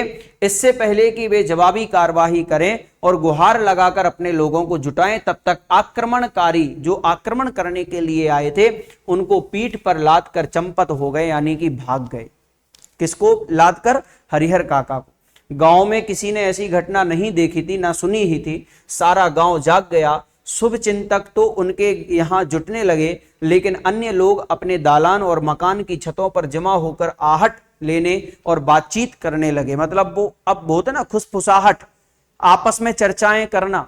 तो ये उनके गांव के कुछ लोग जो हैं अपने ही घर पर करने लगे कि क्या हुआ होगा, कहाँ गए होंगे, किसने किया होगा, क्या कारण रहा होगा। ये सारी चर्चाएं जो हैं वो उनके गांव में होने लगी। हरिहर काका के भाई लोगों के साथ उन्हें ढूंढने निकले। उन्हें लगा कि यह महंत का काम है। मैं दलबल ठाकुरबाड़ी जा पहुंचे। वहां खामोशी और शांति नजर आई। रोज की भांति ठाकुरबाड़ी का मुख्य फाटक बंद था। वातावरण में रात का सन्नाटा और सूनापन व्याप्त मिला। उन्हें लगा यह काम महंत का नहीं, बाहर के डाकुओं का है। वे तो हर जाने की मोटी रकम लेकर ही हरिहर काका को मुक्त करेंगे, ऐसा वो लोग सोचने लगे। अभी तक ये लोग ये क्या सोचने लगे कि ये काम महंत ने नहीं, हो सकता है बाहर के कोई डाकू होंगे, उन्होंने किया है।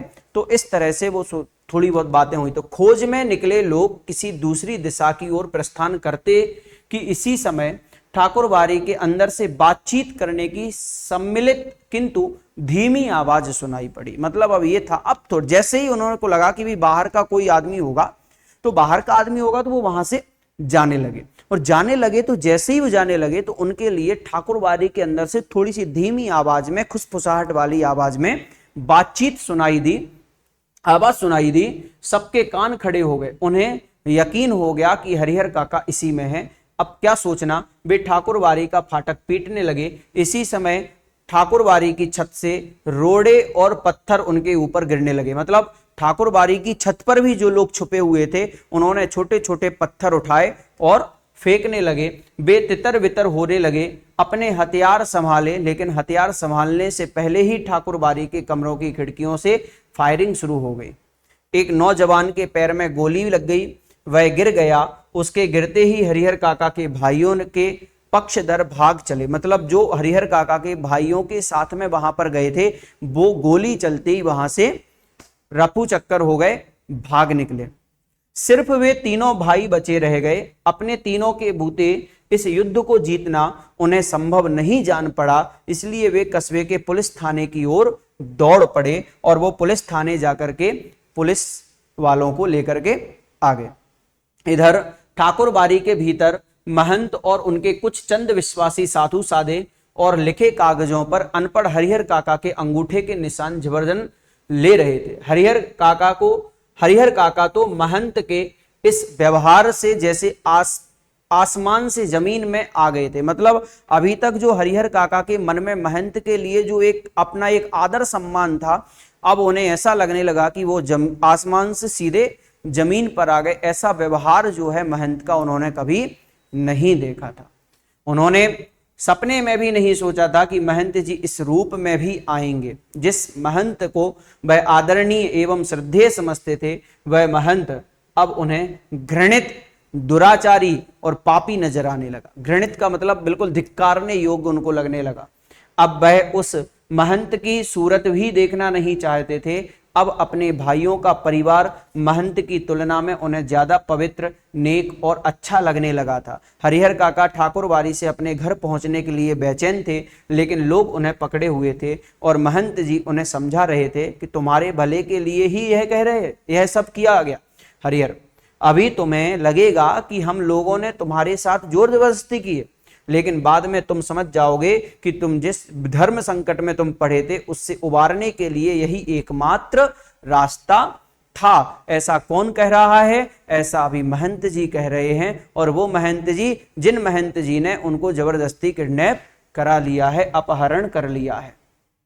एक और ठाकुरबाड़ी के भीतर जबरन अंगूठे का निशान लेने और पकड़कर समझाने का कार्य चल रहा था, तो दूसरी ओर हरिहर काका के तीनों भाई सुबह होने से पहले ही पुलिस की जीप के साथ ठाकुरबाड़ी आ पहुंचे। अब वहां पर ठाकुरबाड़ी में पुलिस की जीप भी आ गई और अंदर जो सिलसिला चल रहा था उस अंदर सिलसिला चलते हुए में वो पुलिस की जीप आने के कारण क्या हुआ, जिनके साथ जीप में तीनों भाई, एक दरोगा और पुलिस के 8 जवान उतरे। पुलिस इंचार्ज ने ठाकुरबाड़ी के फाटक पर आवाज लगाई, दस्तक दी, लेकिन अंदर से कोई भी जवाब नहीं आया। मानो ऐसा लगने लगा कि अंदर कोई भी नहीं है। अब पुलिस के जवानों ने ठाकुरबाड़ी के चारों तरफ घेरा डालना शुरू किया। ठाकुरबाड़ी अगर छोटी रहती तो पुलिस के जवान आसानी से उसे घेर लेते, लेकिन विशालकाय ठाकुरबाड़ी को पुलिस ने सीमित जवान घेर सकने में असमर्थ साबित हो रहे थे। फिर भी जितना संभव हो सका उस रूप में उन्होंने घेरा डाल दिया और अपना अपना मोर्चा संभाल सुबह की प्रतीक्षा करने लगे। हरिहर काका के भाइयों ने सोचा था कि जब वे पुलिस के साथ ठाकुरबाड़ी पहुंचेंगे तो ठाकुरबाड़ी के भीतर से हमले होंगे और साधु संत रंगे हाथों पकड़े जाएंगे, लेकिन ऐसा कुछ भी नहीं हुआ, क्योंकि उन्होंने सोचा था कि जैसा उन लोगों ने हमारे ऊपर हमला किया वैसे ये इनके ऊपर हमला करेंगे, और हमला करेंगे तो वहां के जितने लोग हैं साधु संत हैं वो रंगे हाथ पकड़े जाएंगे, लेकिन उन्होंने वैसा नहीं किया। ठाकुरबाड़ी के अंदर से एक रोड़ा भी बाहर नहीं आया। शायद पुलिस को आते हुए उन्होंने देख लिया था, इसलिए वो अंदर ही अंदर जाकर के छुप गए। सुबह होने में अभी कुछ देर थी, इसलिए पुलिस इंचार्ज रह रहकर ठाकुरबाड़ी का फाटक खोलने तथा साधु संतों को आत्मसमर्पण करने के लिए आवाज लगा रहे थे। आत्मसमर्पण का मतलब होता है सरेंडर करना, अपने आप को सरेंडर करना इसका प्रतीक होता है। ठीक है, तो इस तरह से वो भी बोलने लगे। साथ ही पुलिस वर्ग की ओर से हवाई फायर भी किए जा रहे थे, लेकिन ठाकुरबाड़ी की ओर से कोई भी जवाब नहीं आ रहा था। हवाई फायर का मतलब हवा में बंदूक चलाने वाला काम भी चल रहा था, कि मानो हो सकता है कि कोई इस कारण से ही सामने से अटैक कर दे तो भी समझ में आ जाए, तो ऐसा भी कुछ नहीं हो रहा था। सुबह तड़के, जैसे ही सुबह हुई, तड़के यानी कि प्रातः काल, बिल्कुल ब्रह्म मुहूर्त हुआ और एक वृद्ध साधु, एक बूढ़ा साधु ठाकुरबाड़ी का फाटक खोल दिया। उसने ठाकुरबाड़ी का फाटक खोला और उस साधु की उम्र 80 वर्ष से अधिक की होगी। वह लाठी के सहारे कांपते हुए खड़ा था। पुलिस इंचार्ज ने उस वृद्ध साधु के पास पहुंच हरिहर काका तथा ठाकुरबाड़ी के महंत, पुजारी एवं अन्य साधुओं के बारे में पूछा, लेकिन उसने कुछ भी बताने से इनकार कर दिया। पुलिस इंचार्ज ने कई बार उससे पूछा, डांट लगाई, धमकियां भी दी, लेकिन हर बार एक ही वाक्य कहता, मुझे कुछ मालूम नहीं। ऐसे वक्त पुलिस के लोग मारपीट का सहारा लेकर भी बात उगलवाते हैं, लेकिन उस साधु की वय का मतलब होता है आयु, और उसकी आयु देख करके पुलिस इंचार्ज को महटिया जाना पड़ा। महटिया का मतलब होता है कि उन्हें वापस जाना पड़ा और उनसे कुछ भी नहीं हुआ और उन्होंने कुछ भी नहीं पूछा, उसके अलावा फिर वो नहीं, तो उन्होंने टाल दिया कि भाई अब हम नहीं पूछ रहे। पुलिस इंचार्ज के नेतृत्व में पुलिस के जवान ठाकुरबाड़ी की तलाशी लेने लगे, लेकिन ना तो ठाकुरबाड़ी के नीचे के कमरों में ही कोई पाया गया और ना छत के कमरों में ही। पुलिस के जवानों ने खूब छानबीन की, उस वृद्ध साधु के अलावा कोई दूसरा ठाकुरबाड़ी में नहीं मिला। अब आगे क्या होता है? हरिहर काका के भाई चिंता, परेशानी और दुखद आश्चर्य से घिर गए। ठाकुरबाड़ी के महंत और साधु संत हरिहर काका को लेकर कहां भाग गए? अब क्या होगा? काफी पैसे खर्च कर पुलिस को लाए थे। पुलिस के साथ आने के बाद वह अंदर ही अंदर गर्व महसूस कर रहे थे। उन्हें लग रहा था कि अब भाई को बे आसानी से घर ले जाएंगे तथा साधु संतों को जेल भिजवाकर, लेकिन दोनों में से एक भी नहीं हुआ। मतलब ना तो भाई मिला और ना ही साधु संत जेल गए और ना ही उनका पैसा काम आया जो उन्होंने अपनी पुलिस को दिया था कि भाई तुम लोग चलो। ठाकुरबाड़ी के जो कमरे खुले थे उनकी तलाशी पहले ली गई थी। बाद में जिन कमरों की चिटकनी यानी कुंडी जो होती है, लॉक होता है, वो बंद था, उन्हें भी खोलकर देखा गया था। एक कमरे के बाहर बड़ा सा ताला लटक रहा था। पुलिस और हरिहर काका के भाई सब वहीं एकत्र हो गए। उस कमरे की कुंजी की मांग वृद्ध साधु से भी की। मतलब कुंजी का मतलब होता है चाबी। जो चाबी है वो मांगी कि भाई चाबी दो, अब इस ताले को भी खोलना है, तो उसने साफ कह दिया कि मेरे पास नहीं है। जब उससे पूछा गया इस कमरे में क्या है, तब उसने जवाब दिया कि अनाज है। और इस तरह का जवाब देने के बाद उन्होंने कहा कि पुलिस इंचार्ज अभी यह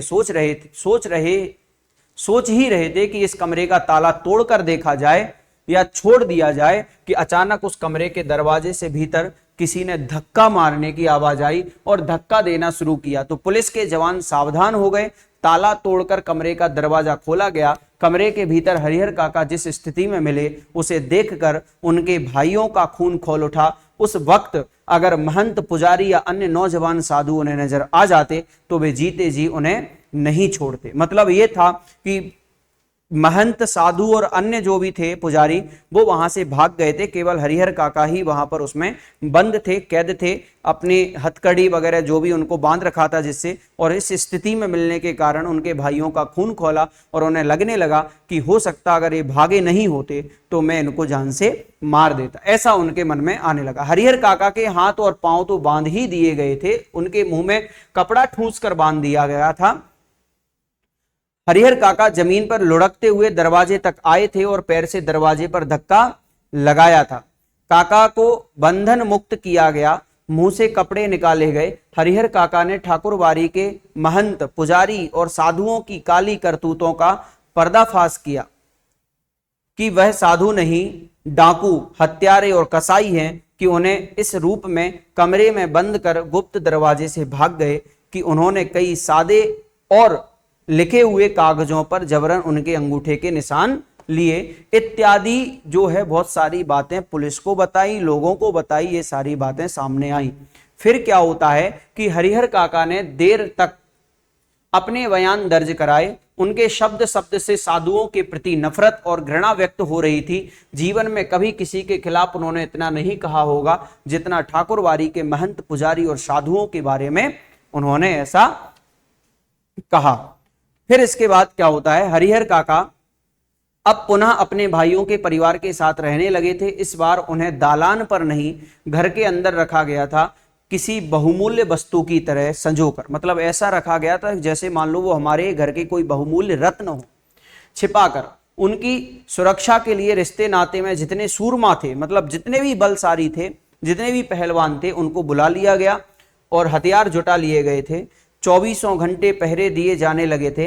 अगर किसी आवश्यक कार्यवश काका घर से, गांव से निकलते, घर के बाहर गांव में निकलते, तो 4-5 की संख्या में हथियारों से लैस लोग उनके आगे पीछे चलते रहते। रात में चारों तरफ से घेर कर सोते। भाइयों ने ड्यूटी बांट ली थी, आधे लोग सोते तो आधे लोग जाग कर पहरा देते। इधर ठाकुरवारी का दृश्य भी बदल गया था। एक से एक खूंखार लोग ठाकुरवारी में आ गए थे, उन्हें देखकर ही डर लगता था।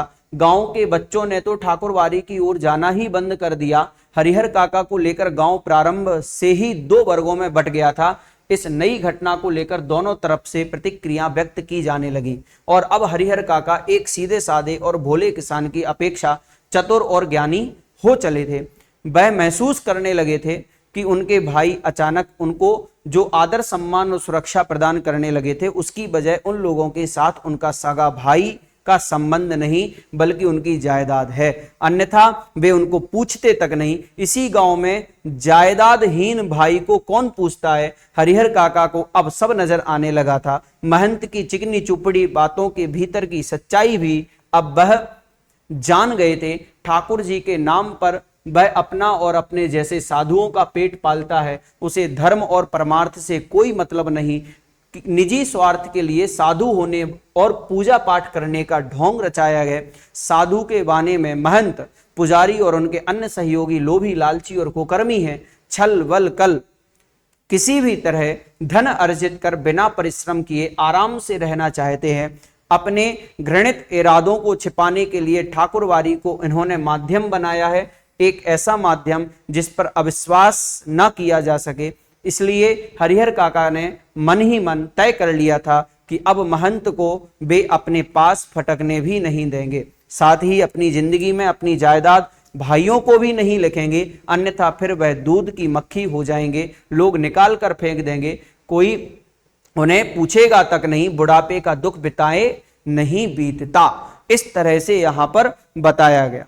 तो आगे जो है आप लोगों को बताया जाएगा कि फिर क्या होता है हरिहर काका में, कि हरिहर काका के लिए भी अभी देखो हम लोगों ने अभी ये पढ़ा कि हरिहर काका के लिए महंत जी ने भी इतना सब कुछ किया, अब उनके सगे भाई जो हैं वो उनको इतनी क्यों सुरक्षा दे रहे हैं, ऐसा भी हरिहर काका समझ गए थे कि वो हमें इसलिए अच्छा मान रहे हैं, समझदार मानने लग गए हैं, अच्छे से हमें रखने लगे हैं क्योंकि हमारे पास 15 बीघा जमीन है, इसलिए हरिहर काका को वो इतना तवज्जो देने लगे। अब आगे क्या होता है देखते, लेकिन आगे देखें, हरिहर काका सोच कुछ और रहे थे और वातावरण कुछ दूसरा ही तैयार हो रहा था।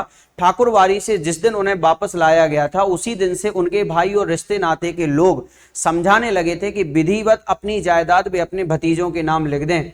वह जब तक ऐसा नहीं करेंगे तब तक महंत की गिद्ध दृष्टि उनके ऊपर लगी रहेगी। सिर पर मंडरा रहे तूफान से मुक्ति पाने के लिए उनके समक्ष अब यही एकमात्र रास्ता है।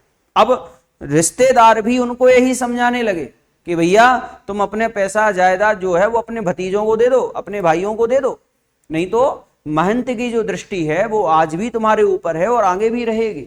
सुबह दोपहर शाम रात गए तक यही चर्चा, लेकिन हरिहर काका साफ नकार जाते, कहते मेरे बाद तो मेरी जायदाद इस परिवार को स्वतः मिल जाएगी, इसलिए लिखने का कोई अर्थ ही नहीं। महंत ने अंगूठे के जो जबरन निशान लिए हैं उसके खिलाफ मुकदमा हमने किया ही है।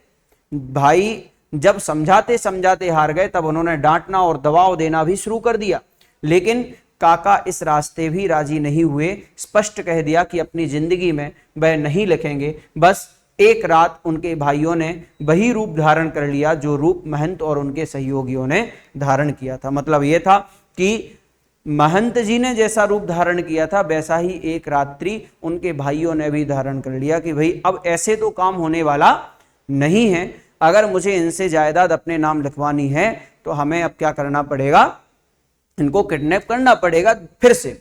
तो वैसा ही रूप धारण किया। हरिहर काका को अपनी आंखों पर विश्वास नहीं हुआ। उनके वही अपने सगे भाई जो उनकी सेवा और सुरक्षा में तैयार रहते थे, मतलब ऐसे भाई जो हमेशा उनकी सेवा कर रहे हैं, सुरक्षा के लिए तैयार हैं, वो भाई उन्हें अपना अभिन्न समझते थे, जो उनकी नींद ही सोते और जागते थे, हथियार लेकर उनके सामने खड़े थे। कह रहे थे कि सीधे मन से कागजों पर जहां जहां जरूरत है अंगूठे के निशान बनाते चलो, अन्यथा मारकर यहीं घर के अंदर गाड़ देंगे।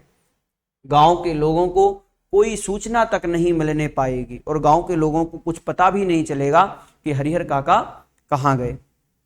अगर पहले वाली बात होती तो हरिहर काका डर जाते। अज्ञान की स्थिति में ही मनुष्य मृत्यु से डरते हैं, ज्ञान होने के बाद तो आदमी आवश्यकता पड़ने पर मृत्यु को वरण करने के लिए तैयार हो जाते। हरिहर काका ने सोच लिया कि ये सब एक ही बार उन्हें मार दें, वह ठीक रहेगा, क्योंकि लेकिन अपनी जमीन लिखकर रमेश्वर की विधवा की तरह शेष जिंदगी में घुट घुट मरें, यह ठीक नहीं रहेगा। रमेश्वर की एक समझा दूं कि एक व्यक्ति था रमेश्वर, जिसने अपना पूरा का पूरा जो लेखा जोखा है वो अपने छोटे भाइयों को दे दिया, और जब वो मर गया तो उसकी जो विधवा औरत है उसके लिए जी जी करके भी मतलब कुछ भी नहीं मिल पाया और उसको वैसे ही यहाँ पर भटकना पड़ा। तो वो ये नहीं चाहते थे कि जिस तरह रमेश्वर की विधवा स्त्री के लिए ऐसा कहा जा रहा है तो वो मुझे भी ऐसा ही कहा जाए, इसलिए वो भी ये चाहते हैं कि रमेश्वर की विधवा को बहला फुसलाकर उसके हिस्से की जमीन रमेश्वर के भाइयों ने लिखवा ली थी। लेकिन शुरू में तो उसका खूब आदर मान किया, लेकिन बुढ़ापे में उसे दोनों जून खाना देने उन्हें अखरते थे। अंत में तो उसकी वह दुर्गति हुई कि गांव के लोग देखकर सिहर जाते। हरिहर काका को लगता कि अब अगर रमेश्वर की विधवा ने अपनी जमीन नहीं लिखी होती तो अंत समय तक लोग उसके पांव पखारते होते। क्यों? क्योंकि अभी उसके पास जमीन जायदाद है, उसके पास पैसा है, इसलिए। अब आगे चलते हैं। आगे उन्होंने ये कहा कि हरिहर काका गुस्से में खड़े हो गए और गरजते हुए कहा, मैं अकेला हूं, तुम सब इतने हो, ठीक है मुझे मार दो, मैं मर जाऊंगा, लेकिन जीते जी एक धूर जमीन भी तुम्हें नहीं लिखूंगा। मतलब एक छोटा का हिस्सा भी, धूर का मतलब हिस्सा, किसका हिस्सा? जमीन का हिस्सा जो है तुम्हारे नाम नहीं लिखूंगा। देखते हैं कैसे नहीं लिखोगे, लिखना तो तुम्हें ही है, चाहे हंस के लिखो या रो के। हरिहर काका के साथ उनके भाइयों की हाथापाई शुरू हो गई। हरिहर काका अब उस घर से निकलकर बाहर गांव में भाग जाना चाहते थे, लेकिन उनके भाइयों ने उन्हें मजबूती से पकड़ लिया। प्रतिकार करने पर वह अब वे प्रहार भी करने लगे थे। अकेले हरिहर कई लोगों से जूझ सकने में असमर्थ थे। फलस्वरूप उन्होंने अपनी रक्षा के लिए खूब जोर जोर से चिल्लाना शुरू कर दिया। अब भाइयों को चेत आया कि मुंह तो उन्हें पहले ही बंद कर देना चाहिए था। मतलब ये था कि उन भाइयों ने उनका मुंह बंद नहीं किया था, बाकी सब बांध लिया, पकड़ लिया, लेकिन अब उन्हें समझ आ रहा जब वो चिल्लाने लगे कि पहले हमें उनके मुंह पर पट्टी बांध देनी चाहिए थी, जिससे कि वो चिल्लाते नहीं। उन्होंने तत्क्षण उन्हें पटक उनके मुंह में कपड़ा ठूस दिया, लेकिन ऐसा करने से पहले ही काका की आवाज गांव में पहुंच गई। टोला पड़ोस के लोग दालान में जुटने लगे थे। ठाकुर बारी के पक्षधरों के माध्यम से तत्काल यह खबर महंत जी तक भी चली गई थी, लेकिन वहां उपस्थित हरिहर काका के परिवार और रिश्ते नाते के लोग गांव के लोगों को समझा देते कि अपने परिवार का निजी मामला है, इससे दूसरों को क्या मतलब। लेकिन महंत जी ने वह तत्परता और फुर्ती दिखाई जो काका के भाइयों ने भी नहीं दिखाई। वह पुलिस की जीप के साथ आधम के। पुलिस आने के बाद निजी मामले का सवाल खत्म हो गया। घर तलाशी शुरू हुई।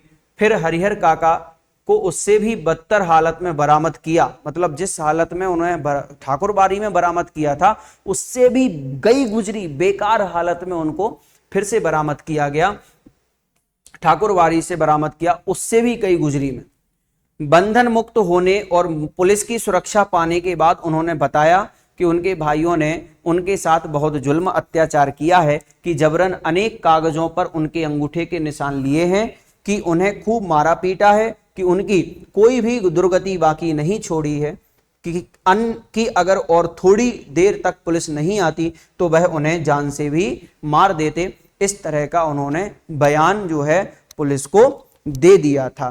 तो इस तरह से यहां पर बताया गया है। अब आगे क्या होता है, हरिहर काका के पीठ, माथे और पांवों पर कई जगह जख्म के निशान उभर आए थे। मतलब क्योंकि इतनी मार पड़ी होगी, लकड़ी भी मारी होगी, घूंसे भी मारे होंगे, चपेट भी मारी होगी, तो उसके निशान भी आ गए। वह बहुत घबराए हुए से लगे हुए थे, कांप रहे थे। अचानक गिरकर बेहोश भी हो गए। मुंह पर पानी छींटकर उन्हें होश में लाया गया। भाई और भतीजे को तो पुलिस आते ही चंपत हो गए, यानी भाग गए। पुलिस की पकड़ में रिश्ते के 2 व्यक्ति आए। रिश्ते के शेष लोग भी फरार हो गए थे, जो रिश्तेदार थे। हरिहर काका के साथ घटी घटनाओं में यह अब तक की सबसे अंतिम घटना है। इस घटना के बाद काका अपने परिवार से एकदम अलग रहने लगे। उनकी सुरक्षा के लिए राइफलधारी पुलिस के 4 जवान मिले हैं। हालांकि इसके लिए उनके भाइयों और महंत की ओर से काफी प्रयास किए गए। असल में भाइयों को चिंता थी कि हरिहर अकेले रहने लगेंगे, तब ठाकुर बारी के महंत अपने लोगों के साथ आकर पुनः उन्हें लेकर भागेंगे। और यही चिंता महंत जी को भी थी कि हरिहर को अकेला और असुरक्षित पा उनके भाई पुनः उन्हें धर दबोचेंगे। इसलिए जब हरिहर काका ने अपनी सुरक्षा के लिए पुलिस की मांग की, मतलब अब अपने आप में आत्मनिर्भर बन गए हरिहर काका। उन्होंने अब पुलिस से 4 नौजवानों को मांग लिया कि भाई हमें पुलिस की कस्टडी चाहिए है, हम पुलिस वालों को अपने पे रख लेंगे। तो तब नेपथ्य में रहकर ही उनके भाइयों और महंत जी ने पैरवी लगा और पैसे खर्च कर उन्हें पूरी सहायता पहुंचाई। यह उनकी सहायता का ही परिणाम है कि एक व्यक्ति की सुरक्षा के लिए गांव में पुलिस के 4 जवान तैनात कर दिए गए। जहां तक मैं समझता हूं, फिलहाल हरिहर काका पुलिस की सुरक्षा में रह जरूर रहे हैं, लेकिन वास्तविक सुरक्षा ठाकुर बारी और उनके भाइयों की ओर से ही मिल रही है। ठाकुर बारी के साधु संत और काका के भाई इस बात के प्रति पूरी तरह सतर्क हैं कि उनमें से कोई या गांव का कोई अन्य हरिहर काका के साथ जोर जबरदस्ती ना करने पाए। साथ ही अपना सद्भाव और मधुर व्यवहार प्रकट कर पुनः उनका ध्यान अपनी ओर खींच लेने के लिए दोनों दल प्रयत्नशील हैं। गांव में एक नेताजी है, वह ना तो कोई नौकरी करते हैं और ना खेती गृहस्थी, फिर भी 12 महीनों मौज उड़ाते रहते हैं। राजनीति की जादुई छड़ी उनके पास है। उनका ध्यान हरिहर काका की ओर जाता है। वह तत्काल गांव के कुछ विशिष्ट लोगों के साथ उनके पास पहुंचते हैं और यह प्रस्ताव रखते हैं कि उनकी जमीन में हरिहर उच्च विद्यालय नाम से एक हाई स्कूल खोला जाए। इससे उनका नाम अमर हो जाएगा, उनकी जमीन का सही उपयोग होगा और गांव के विकास के लिए एक स्कूल मिल जाएगा। लेकिन हरिहर काका के ऊपर तो अब कोई भी दूसरा रंग चढ़ने वाला नहीं था। नेताजी भी निराश होकर लौट आते हैं। देखिएगा, ध्यान से सुनना। कि अभी तक तो दो लोग ही उस जमीन के लिए लड़ रहे थे कि जैसे ही ये सब पता हुआ तो एक गांव में एक नेताजी थे, वो नेताजी भी वहां पर जा पहुंचे और उन्होंने कहा कि आप अपनी जमीन हमारे लिए दे दो, जिसके ऊपर हम एक उच्च विद्यालय बनाएंगे और विद्यालय से विकास भी होगा। तो उन्होंने उसमें भी मना कर दिया। इन दिनों गांव की चर्चाओं के केंद्र हैं हरिहर काका। आंगन, खेत, खलियान, अलाव, बगीचे, बरगद, हर जगह उनकी ही चर्चा। उनकी घटना की तरह विचारणीय और चर्चनीय कोई दूसरी घटना नहीं। गांव में आए दिन छोटी बड़ी घटनाएं घटती रहती हैं, लेकिन काका के प्रसंग के सामने उनका कोई अस्तित्व नहीं। गांव में जहां कहीं और जिन लोगों के बीच हरिहर काका की चर्चा छिड़ती है तो फिर उनका कोई अंत नहीं। लोग तरह तरह की संभावनाएं भी व्यक्त करते हैं, राम जाने क्या होगा। दोनों ओर के लोगों ने अंगूठे के निशान ले लिए हैं, लेकिन हरिहर ने अपना बयान दर्ज कराया है कि वे दोनों लोगों में से किसी को अपनी जमीन का उत्तराधिकारी नहीं मानते हैं। दोनों ओर के लोगों ने जबरन उनके अंगूठे के निशान लिए हैं। इस स्थिति में उनके बाद उनकी जायदाद का हकदार कौन होगा, ऐसा अभी तक किसी को भी पता नहीं चला। और इस तरह की जो है बातें पूरे गांव में होने लगी थी, और इस तरह की बात होने के कारण से पूरे के पूरे गांव में गर्माहट का माहौल था। पूरा गर्म माहौल होने के कारण से वहां पर कोई भी किसी की बात पर कोई विश्वास नहीं हो रहा। इतनी सारी बातें हुई, इतनी सारी बातें होने के बावजूद भी जो पूरा का पूरा गांव है वो केवल हरिहर काका के प्रसंग पर ही जीता जागता रहा है, हरिहर काका के लिए ही पूरा बोलता आ रहा है। अब आगे चलते हैं कि आगे अब और क्या होता है। तो कहा कि लोगों के बीच बहस छिड़ जाती, मतलब बहस किस बात की कि अब उत्तराधिकारी कौन होगा। मतलब हरिहर काका की जो जमीन 15 बीघा जमीन है, उस 15 बीघा जमीन का उत्तराधिकारी कौन होगा। अब वो वसीयत किसके नाम लिखी जाएगी। अंगूठे के निशान तो दोनों ने लिए, तो अब दोनों ने अंगूठे के निशान ले लिए हैं, तो अब दोनों में कौन उसका हकदार होगा ये बताते हैं। और कहा कि उत्तराधिकारी के कानून पर जो जितना जानता है उसने 10 गुना अधिक उगल देता है, फिर भी कोई समाधान नहीं निकलता, रहस्य खत्म नहीं होता, आशंकाएं बनी ही रहती हैं, लेकिन लोग आशंकाओं को नजरअंदाज कर अपनी पक्षधरता शुरू कर देते हैं। मतलब अपना ही पक्ष रखते थे, अपने ही बारे में बोलते रहते। उत्तराधिकारी ठाकुरवाड़ी को मिलता तो ठीक रहता, दूसरी ओर के लोग कहते कि हरिहर के भाइयों को मिलता तो ज्यादा अच्छा रहता है। दोनों में ये बहस छिड़ी रहती थी। ठाकुरवाड़ी के साधु संत और काका के भाइयों ने कब क्या कहा, यह खबर बिजली की तरह एक ही बार समूचे गांव में फैल जाती है। खबर झूठी है कि सच्ची, इस पर कोई ध्यान नहीं दिया जाता है। जिसे खबर हाथ लगती है वह नमक मिर्च मिला उसे चटका कर आगे बढ़ा देता है, ठीक आज के व्हाट्सएप और सोशल मीडिया की तरह कि हम उसमें कुछ नई चीज मिला करके लोगों तक भ्रामक समाचार भी भेज देते हैं। एक खबर आती है कि महंत जी और हरिहर काका के भाई इस बात के लिए अफसोस कर रहे हैं कि अंगूठे के निशान लेने के बाद उन्होंने हरिहर को खत्म क्यों नहीं किया, खत्म क्यों नहीं कर दिया, बात ही आगे नहीं बढ़ती। मतलब अब ये भी खबर उड़ने लगी कि भाई हरिहर काका के निशान लेने के बाद उनको खत्म ही क्यों नहीं कर दिया, कि भाई अगर खत्म कर दिया होता तो ये झंझट ही नहीं मिलता, ये बात आगे ही नहीं बढ़ती। एक दूसरी खबर आती कि हरिहर मरेंगे तो उन्हें अग्नि प्रदान करने के लिए ठाकुरबाड़ी के साधु संतों और काका के भाइयों के बीच काफी लड़ाई होगी। दोनों ओर से अग्नि प्रदान करने का निश्चय हो चुका है। इस संदर्भ में उनकी लाश हस्तगत करने के लिए खून की नदी बहेंगी। एक तीसरी खबर आती है कि हरिहर काका की मृत्यु के बाद उनकी जमीन पर कब्जा करने के लिए उनके भाई अभी से तैयारी कर रहे हैं। इलाके के मशहूर डाकू बुटन सिंह से उन लोगों ने बातचीत पक्की कर ली है। हरिहर के 15 बीघे खेत में से 5 बीघे बुटन लेगा और दखल करा देगा। इससे पहले भी इस तरह के 2-3 मामले बुटन ने निपटाए हैं।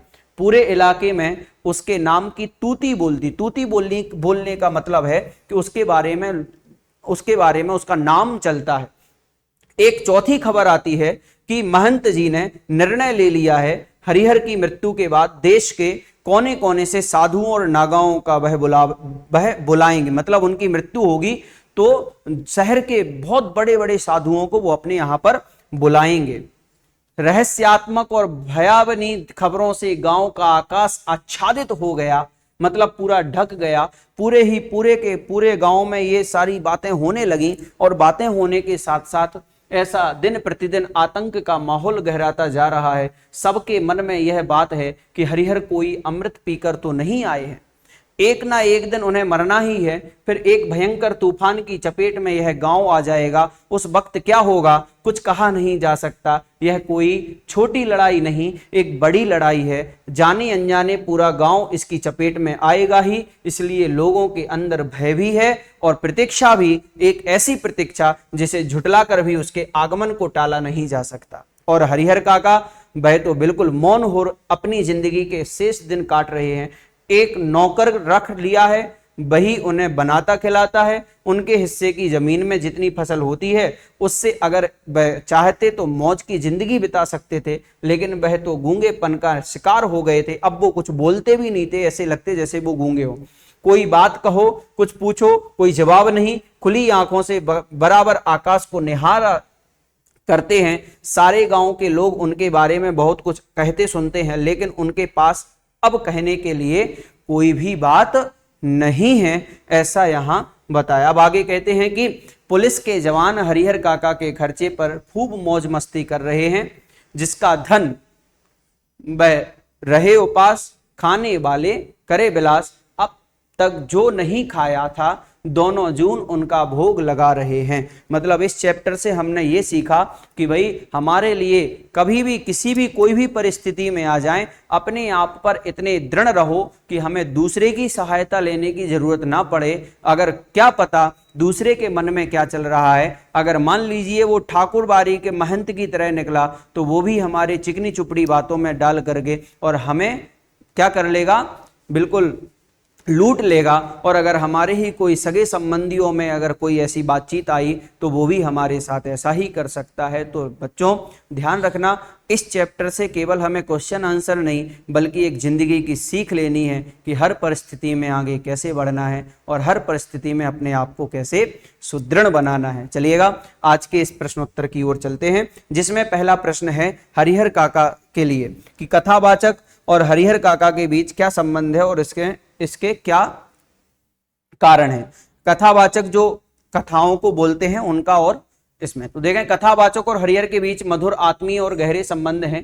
इस कथावाचक का मतलब यहां पर है कि भाई जो है यहाँ के कथावाचक जिन्होंने एक कहानी लिखी है वो इस संबंध के मुख्य कारण थे कथावाचक और हरिहर काका का पड़ोसी होना।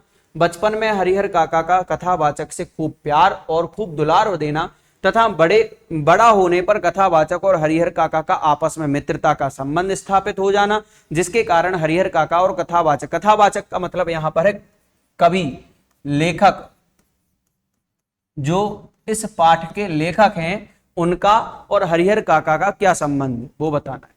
हरिहर काका को महंत और अपने भाई एक ही श्रेणी के क्यों लगने लगे थे। हरिहर काका निसंतान थे और उनके हिस्से में 15 बीघे उपजाऊ जमीन थी। महंत और भाई दोनों का उद्देश्य हरिहर काका की इसी उपजाऊ 15 बीघे जमीन को अपने कब्जे में करना था। अपने इस उद्देश्य की पूर्ति के लिए दोनों ने पहले तो काका को अपनी चिकनी चुपड़ी बातों में फंसाना शुरू किया।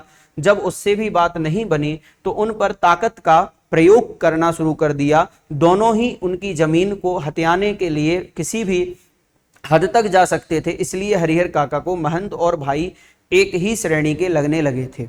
इस तरह दूसरा प्रश्न।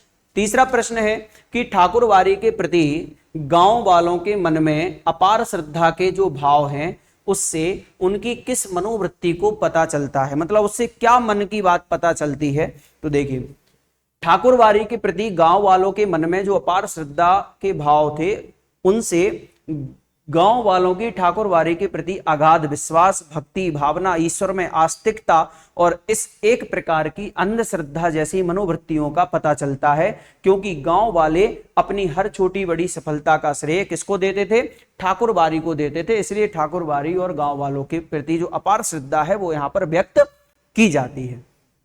अनपढ़ होते हुए भी हरिहर काका दुनिया की बेहतर समझ रखते हैं।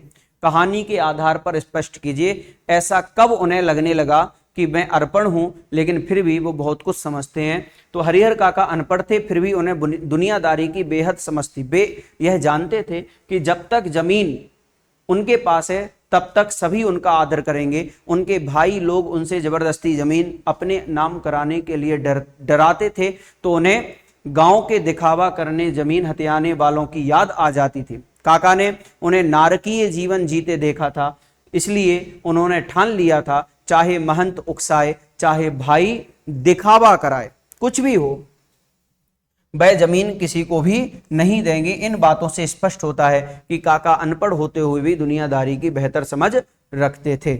इस तरह चौथा प्रश्न। पांचवा प्रश्न है कि हरिहर काका को जबरन उठा ले जाने वाले कौन थे, उन्होंने उनके साथ कैसा बर्ताव किया। तो इसमें बिल्कुल स्पष्ट है कि हरिहर काका को जबरन उठाने वाले महंत के आदमी ही थे। वे रात के समय हथियारों से आए थे, हथियार लेकर के आए थे और हरिहर काका को ठाकुर बारी उठाकर ले जाते। वहां उनके साथ बड़ा ही दुर्व्यवहार किया जाता था। उन्हें समझा बुझाकर और ना मानने पर डरा धमकाकर सादे कागजों पर अंगूठे का निशान ले लिया जाता था। उसके बाद उनके मुंह में कपड़ा ठूंस कर उन्हें अनाज के गोदाम में बंद कर दिया जाता है और वहां से महंत जो साधु जो हैं वो वहां से भाग जाते हैं। छठा प्रश्न है कि हरिहर काका के मामले में गांव वालों की क्या राय थी और उसके क्या कारण थे, मतलब ऐसे क्या राय थी गांव वालों की हरिहर काका को लेकर के। हरिहर काका के मामले में गांव के लोग दो पक्षों में बंट गए थे। कुछ लोग महंत की तरफ थे जो चाहते थे कि काका अपनी जमीन धर्म के नाम कर ठाकुर बारी को दे दें ताकि उन्हें सुख आराम मिले, मृत्यु के बाद मोक्ष यश मिले। यह सोच उनके धार्मिक प्रवृत्ति और ठाकुर बारी से मिलने वाले स्वादिष्ट प्रसाद के कारण थी। लेकिन दूसरे पक्ष के लोग जो कि प्रगतिशील विचारों वाले थे, जो चाहते थे कि गांव का विकास हो, ऐसे लोग उनका मानना था कि काका को वह जमीन परिवार वालों को दे देनी चाहिए। उनका कहना था इससे उनके परिवार का पेट भरेगा, मंदिर को जमीन देना अन्याय होगा। इस तरह दोनों पक्ष अपने अपने हिसाब से सोच रहे थे, परंतु हरिहर काका के बारे में कोई नहीं सोच रहा था। इन बातों का एक और भी कारण है, यह था कि काका विधुर थे। विधुर का मतलब होता है कि उनकी पत्नी नहीं थी और उनके कोई भी संतान नहीं थी। सातवां प्रश्न है कि कहानी के आधार पर स्पष्ट कीजिए कि लेखक ने यह क्यों कहा अज्ञान की स्थिति में ही मनुष्य मृत्यु से डरते हैं, ज्ञान होने पर या ज्ञान होने के बाद तो आदमी आवश्यकता पड़ने पर मृत्यु को वरण करते, मृत्यु को अपने आप में लेते हैं। क्यों ऐसे तैयार किया जाता है? तो उत्तर है हरिहर काका को जब अपने भाइयों और महंत की असलियत का पता चलता है और उन्हें समझ में आ गया कि सब लोग उनकी जमीन जायदाद के पीछे पड़े हैं, तो उन्हें वे सभी लोग याद आ गए जिन्होंने परिवार वालों के मोह माया में फंसकर अपनी जमीन उनके नाम कर दी और मृत्यु तक तिल तिल करके मरते रहे, दाने दाने को मोहताज हो गए। इसलिए उन्होंने सोचा कि इस तरह रहने से तो अच्छा है कि एक बार मर जाना। अर्थात काका की मृत्यु जीवन की अटल सच्चाई है, यह पता चल चुका था। इसलिए अब वे महंत या अपने भाइयों के दिखावे या धमकाने पर भी अपनी जमीन किसी के भी नाम नहीं करना चाहते थे। अतः लेखक ने कहा कि अज्ञान की स्थिति में मनुष्य मृत्यु से डरता है, लेकिन ज्ञान होने पर मृत्यु वरण को तैयार रहता है। मतलब अगर ज्ञान हो जाए तो चाहता है कि मृत्यु आ जाए। समाज में रिश्तों की क्या अहमियत है, इस विषय पर अपने विचार प्रकट करें। देखिएगा, हम समाज में रहते हुए हम रिश्तों को किस तरह से बरकरार रखें, इस बात पर हमें विचार करते हुए स्पष्ट करके थोड़ा सा लिखना है। तो देखें, समाज में रिश्ते नातों का एक विशेष स्थान है। सामाजिक जीवन को सुचारू रखने के लिए इनकी महत्ता को कोई नजरअंदाज नहीं कर सकता है, परंतु आज समाज में मानवीय मूल्य तथा पारिवारिक मूल्य धीरे धीरे समाप्त होते जा रहे हैं। ज्यादातर व्यक्ति अपने स्वार्थ के लिए रिश्ते निभाते हैं। आए दिन हम अखबारों में समाचार पढ़ते हैं कि जमीन जायदाद पैसे जेवर के लिए लोग हत्या जैसा घृणित कार्य करने से भी नहीं कतराते हैं। इसलिए तो कहानी के हरिहर काका जैसे लोगों को अपने खून के रिश्तेदारों से बचने के लिए पुलिस की आवश्यकता पड़ती है, क्योंकि जब रिश्तों पर स्वार्थ का रंग चढ़ जाता है तो सारे रिश्ते बेमानी के हो जाते हैं। ऐसा विचार हमें इसमें करना है। आगे देखें, यदि आपके आसपास हरिहर काका जैसी हालत में कोई हो तो आप उसकी किस प्रकार मदद करेंगे? उत्तर है कि यदि हमारे आसपास हरिहर काका जैसी हालत में कोई हो तो हम उसकी हर संभव सहायता करने का प्रयास करेंगे। सबसे पहले तो हम अनुभवी और बुजुर्गों को साथ लेकर उन्हें यह एहसास दिलाएंगे कि वे अकेले नहीं हैं, समाज उनके साथ मजबूती से खड़ा हुआ है। उनके परिवार को समझाने का प्रयास करेंगे, स्वयंसेवी संस्था से मिलकर भी उनकी समस्या को सुलझाने का प्रयास करेंगे। इस पर भी यदि समस्या नहीं सुलझती है तो हम पुलिस और मीडिया की सहायता लेने से भी नहीं कतराएंगे। और एक लाइन ऐड करना इसमें कि यदि आपके पास ऐसे कोई व्यक्ति रहते हैं तो हम अपने आप में अपनी मानवता के कारण उनका हर संभव समस्या का समाधान करेंगे। अंतिम प्रश्न है कि हरिहर काका के गांव में यदि मीडिया की पहुंच होती तो उनकी क्या स्थिति होती, अपने शब्दों में लिखिए। देखिए बहुत अच्छा प्रश्न है और ये आप बहुत बड़ा भी कर सकते हैं कि अगर मान लीजिए वहां पर मीडिया आ जाती, सोशल मीडिया नहीं, केवल समाचार पत्र वाले आ जाते या मान लीजिए कोई टेलीकास्ट करने वाले न्यूज वाले आ जाते तो कैसा रहता। तो हरिहर काका की बात मीडिया तक पहुंच जाती तो जो दुखी और एकाकी जीवन वे बिता रहे थे वह उन्हें मीडिया के हस्तक्षेप से ना बिताना पड़ता। वे अपने पर हुए अत्याचार लोगों को न केवल बताकर भय मुक्त हो जाते बल्कि उनके कारण कई और लोग भी जागृत हो जाते जो आज के समय में डरे हुए हैं या उस समय वो डरते थे। साथ ही मीडिया वहां पहुंचकर सबकी पोल खोल देती, महंत व भाइयों का पर्दाफाश हो जाता, अपहरण, धमकाने और जबरन अंगूठा लगवाने के अपराध में उन्हें जेल हो जाती। मीडिया उन्हें स्वतंत्र और भयमुक्त जीवन की उचित व्यवस्था भी करवा देती। इस तरह से यहां पर बताया गया। आगे जो है इन 10 प्रश्नों के आधार पर हम लोगों ने समझा कि हम सभी जो हैं इस चैप्टर में जो कुछ भी समझ पाए, हमारे लिए जीवन में मनस्थिति परिस्थिति जो भी बने लेकिन हरिहर काका की तरह ना बने, इसलिए इस चैप्टर में केवल हमें अंक लाने, परीक्षा में सफल होने के लिए नहीं पढ़ना, बल्कि इसके साथ साथ हमें अपने जीवन में कभी भी ऐसा ना हो कि भाई हम जो है हरिहर काका की तरह अपने जीवन को व्यतीत ना करें और ना ही हमारे आसपास कोई ऐसा हो जो हरिहर काका की तरह जीवन व्यतीत करे। और कोई करे तो उसकी सहायता के लिए तत्पर रहें। मिलते हैं एक और नए चैप्टर के साथ में। धन्यवाद। Let's crack it.